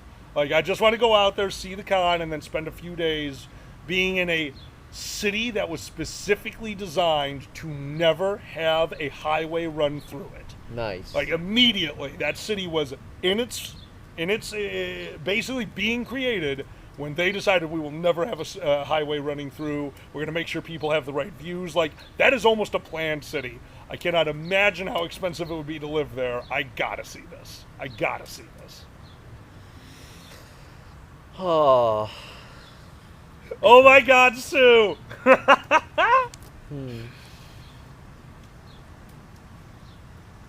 Just see blue lights. Look, Slippery. Yeah, welcome to Chicago. Get lost. That's how Chicago wants it. It's just. You're not wrong. We have some crazy streets every once in a while. We go grid system. Fuck it. Yeah. Ace of the Jungle brings up the Sheetz Wawa debate. Do you guys have a gas station debate here?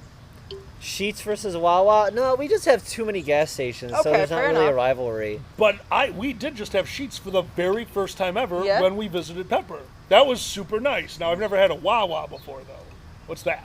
It's just another gas station. Okay. Do you have a debate over this? It's not a Sheetz Wawa, but there is a gas station debate in my area. What's yours? It is Stewart's versus Fast Track. And what does each offer? Fast Track 100% all the time. Fast Track it's a gas station, but it's also like a whole cafe as well, and their pizza is phenomenal, by the way. Oh. But Stewart's has really good ice cream, and they also make their ice cream there, so it's a debate. It's a whole thing. That's it. I like that. I like it. Someone's got to come and go. Maggie, do your research ahead of time and find out the best route. Don't just take what your GPS tells you. Oh my god. Baby on the corner pocket! Hey, you leave our lower whacker alone. I love lower whacker. If you know exactly where you're going and how to do it, it's great. And if you don't, you live there now. That is where you die. Yeah, we have those dark little tunnels where it's like, oh my god, I'm gonna die. Dude, the Lower Whacker project was it's so cool. I very love cool. Lower Whacker Drive. Well, it was captured in Dark Knight, right? Dark Knight, yeah, that was on Lower Whacker. That was very, very cool. The Joker, Batman chase, Yep. pretty much. Yeah? Every time we pass the area where they shoot the police paddy wagon into the river, I show Zan where that is. You can actually see in Chicago where they drove it out into the river and replaced the cement blockades. It's actually pretty cool. I think it's neat. It's super cool. God damn it, Sue. I know we tell the story a billion times, but was it the one they flipped the truck they thought you all were? We were at work on the 27th floor, or no, that would be 13. It doesn't matter. We were up high in the building above above the Chicago Mercantile Exchange.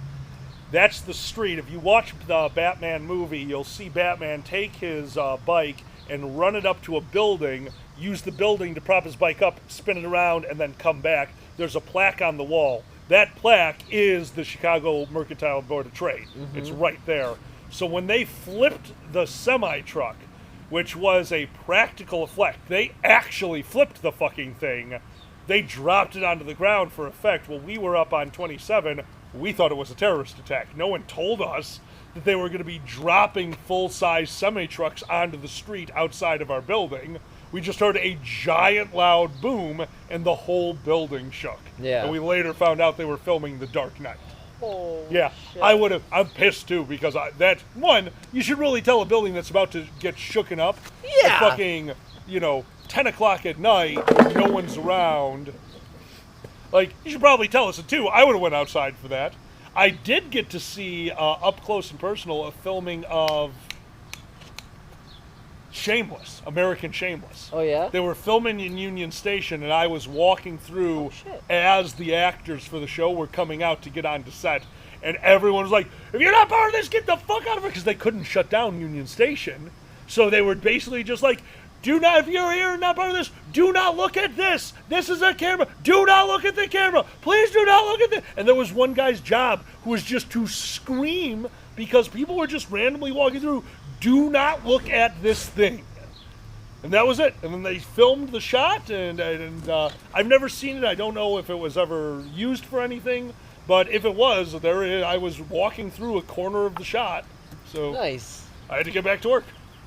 What's cool about that, when I visited Montreal, you would see the random, sets of where they set up to do shots. Oh, yeah. And, Gaius was pointing out to me because they do extra, work as extras and as an actor on certain movies and different things like that. And it showed, right over there, they're setting up for this and that, and it was, super cool. Yeah. All over Montreal, there's just those little setups. Oh, yeah. And yeah, Maggie, I work super late at night. I used to work super late at night. So, yeah, it was in the middle of the night.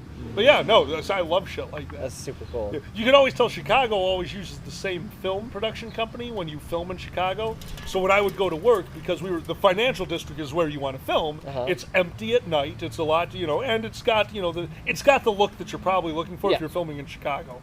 So we'd constantly see, there's this one street that's the Plumbers Union owns. And it would either be a totally empty street or 40 trailers going down the street, and each one of them looked more insane than the next, and it's just tons of filming equipment. Yeah. No, it's really cool. Like, shit like that in Chicago is one of the reasons I don't ever want to leave this place. And we forgot to say, we got the show Status the Bean. You got Yes! to see the, The bean was so cool! You got to walk under the bean. We walked under the... it was... We're talking about Chicago Cloud Gate, a reflective surface that looks like a kidney bean. Yeah. It is genuinely gorgeous. It is a really neat little art installation. I legitimately did not know it had a name beside the bean until like last year. Oh, that's funny on as hell. TikTok. Yeah. Oh my god. That's funny. But no, that was really cool. The bean Yeah. is so cool. It's a macro cat toy, says Tiggus. Oh my god. Oh my god. Yes. And when you walk under it, there's I like didn't know that, Ben. That's a shame. all sorts of weird reflections and you Yeah. look into forever. It's so weird. I don't remember what it was, but I guess there's like a meaning to Cloud Gate or whatever, that when you walk into it, you're seeing like a reflection of the world and how like everything is perceived in the world or something like that. I could be very, very wrong, No, it's but something that's that you're close enough. I know I'm down the right track. Yeah. And as far as why it is there, Peter, that is, was it Millennium Park? I always get the name Millennium wrong. Park, yeah. Millennium Park is a giant Chicago art installation, so if you really want some of the history on this, we'll be very brief. Lakeshore Drive goes right along beautiful Lake Michigan. This is a city. The last thing you fucking want is your shoreline to be blocked by a goddamn road. So basically, when Lakeshore Drive was being put in, Chicago said, okay, this side of Lakeshore Drive is dedicated to the public spaces, public space, which is why we have this beautiful Millennium Park, which is built off of the overspill from Lakeshore Drive. It's why the Art Institute, is it the Art Institute or the Field Museum? One of our museums is one of the very few buildings on that side of Lakeshore Drive, along with the planetarium. It is public space, and it is gorgeous. I love that Chicago did that. Chicago would not be the same without it. Lakeshore Drive is one of the best drives through Chicago. Unfortunately, you didn't really get to see a lot of Lakeshore Drive. I forgot how early we were getting off of it. But the Dead Man's Curve around the lake, where they had to figure out how to make Lakeshore Drive work, it's a major thoroughfare with a 90-degree turn. They do the best they can, but it is rough. But it is gorgeous just going along the lakefront. Navy Pier area. Really, really nice. Yeah. You'll have to take me next time I'm out. Oh, I'm yeah. out here. No. Next time you come in, we're hitting a few museums. We got to find out how to either get, like, so... there's the, what's the... Thank you, Slippery. Correct. What's the thing you stand on, you go forward on? The moving walkway? Oh, the Segway? Segways. Segway tours. There are Segway tours around, and it looks like some weird cult because they're all wearing the same weird poncho. Yep. And it's like, and you just see a line of Segways and ponchos. Yeah. In Chicago. Oh. And the other thing you always see is light bright up, what do you call those? Rickshaw, kind of, with a bicycle? It's not a rickshaw, because a rickshaw is a very specific thing, but this is a rickshaw offshoot. It's the one with a person in front on a bicycle. It's a bicycle carriage. Yeah, it's a bike carriage. It's a bicycle carriage. I don't know if that has a specific name. Yeah. So Lakeshore Drive is insanely pretty at Christmas, but I don't know if you know this one. Did you ever hear of what happened the last time Chicago got a instant blizzard? So you guys have Manhattan, so I'm sure you have to have the same thing with the river that cuts through. Do you get like weird lake effects? Yes. Okay, so yeah, same concept. We have insanely weird snow patterns. Our last blizzard came through. It was a huge deal. Everyone knew it was coming. We just didn't know how fast. Oh. So people going home from work on Lakeshore Drive, getting onto Lakeshore Drive where we did at the 55, so that's where we went from the highway, turned into Lakeshore Drive.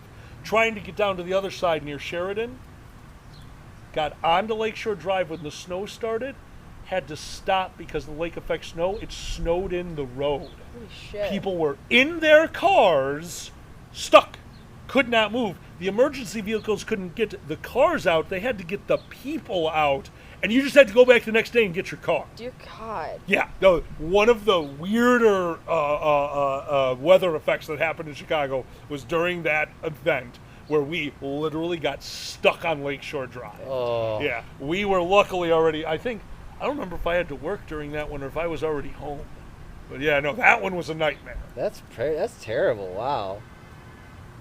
Whenever I think about Lakeshore Drive, I always remember my mom saying, "I don't like this song. They say they're hanging out on LSD." It's like, Mom, they said it's Lakeshore Drive. Yeah. God damn it. That one's not even innuendo. No, that's just Lakeshore Drive. Yeah, there's no bullshit there. You don't want to be doing LSD on Lakeshore Drive. That sounds horrific. Yeah. That sounds like a crash waiting to happen. You've walked through the cloud gate and you're like, oh, I teleported. No, you didn't. That might have been the time that I got my own train. That might have been it, yeah.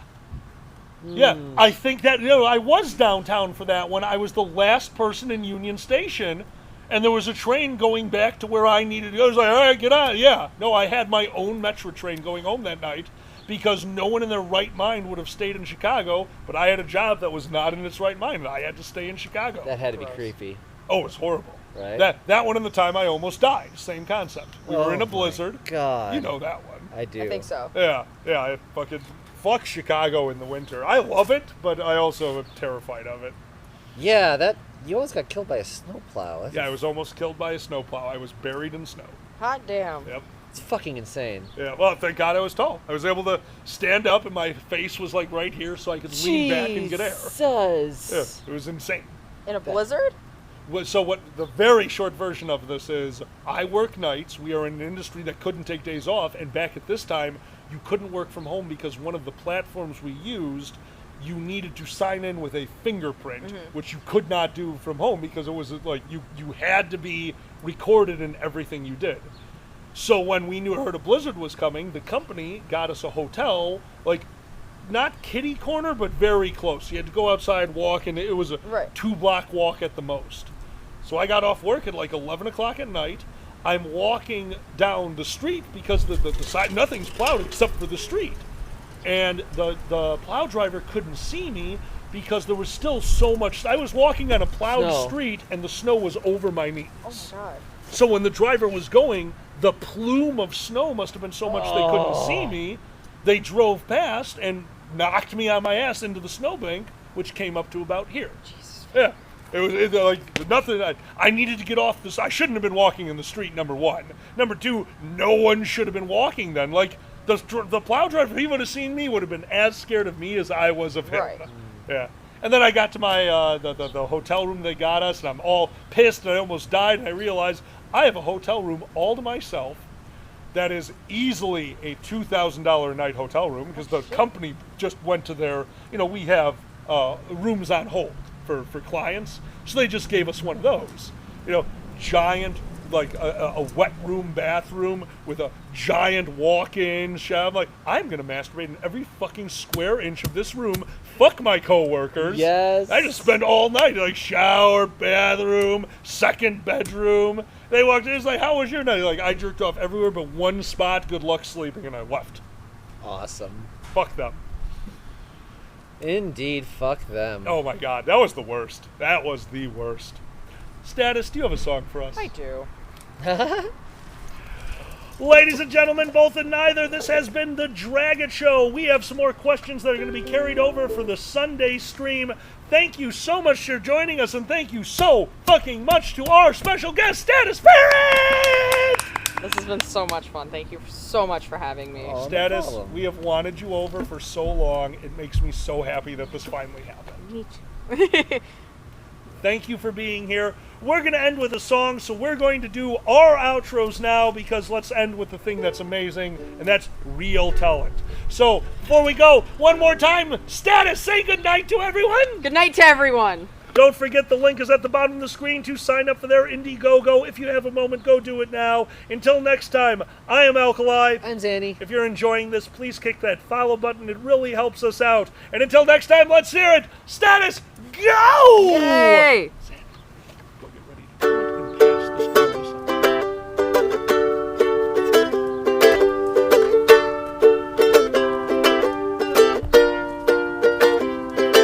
I don't care about your karma. I don't care about what's hip. No space cadet's gonna tell me what to do. I won't swim in your jacuzzi. You can't make me settle down. I'd rather kick and jump and bite. bite and scratch and scream until I'm blue. I may as well be hyper as long as I'm still around, 'cause I've got plenty of time to be laid back when I'm 6 feet underground. I'll be mellow when I'm dead. I'll be mellow when I'm dead. I'll be mellow when I'm dead. I'll be mellow when I'm dead. I'll be mellow when I'm dead. I'll be mellow when I'm dead. When are you, Cosmic Cowboys, gonna get it through your head? I'll be mellow when I'm dead. I'll be mellow when I'm dead. I'll be mellow when I'm dead. Sorry, can't stand the smell of incense. I don't really like to jog. No Joni Mitchell 8 tracks in my car. I hate anything organic. Even health food makes me sick. You won't catch me sipping Perrier down in some sushi bar. I tell ya, now's the time to go for all the gusto you can grab, 'cause I'll have plenty of time to be low-key when you're laid out on the slab. I'll be mellow when I'm dead. I'll be mellow when I'm dead. I'll be mellow when I'm dead. I'll be mellow when I'm dead. I'll be mellow when I'm dead. I'll be mellow when I'm dead. When are you, Cosmic Cowboys, gonna get it through your heads? I'll be mellow when I'm dead. I'll be mellow when I'm dead. I'll be mellow when I'm dead. I'll be mellow when I'm dead. I'll be mellow when I'm dead. I'll be mellow when I'm dead. I don't want no part of that vegetarian scene. You won't buy me a pair of designer jeans. No redwood hot tub to my name. I got all that I want, and if it's all the same to you, I don't need a course in self-awareness. Find out who I am, and I'd rather have a Big Mac or a Jumbo Jack than all the bean sprouts in Japan. Don't you love it when things work? 'Cause it's not. Professional. So don't ask me what I'm into. I don't need to prove I'm cool. I'll break your arm if you ask me what's my sign.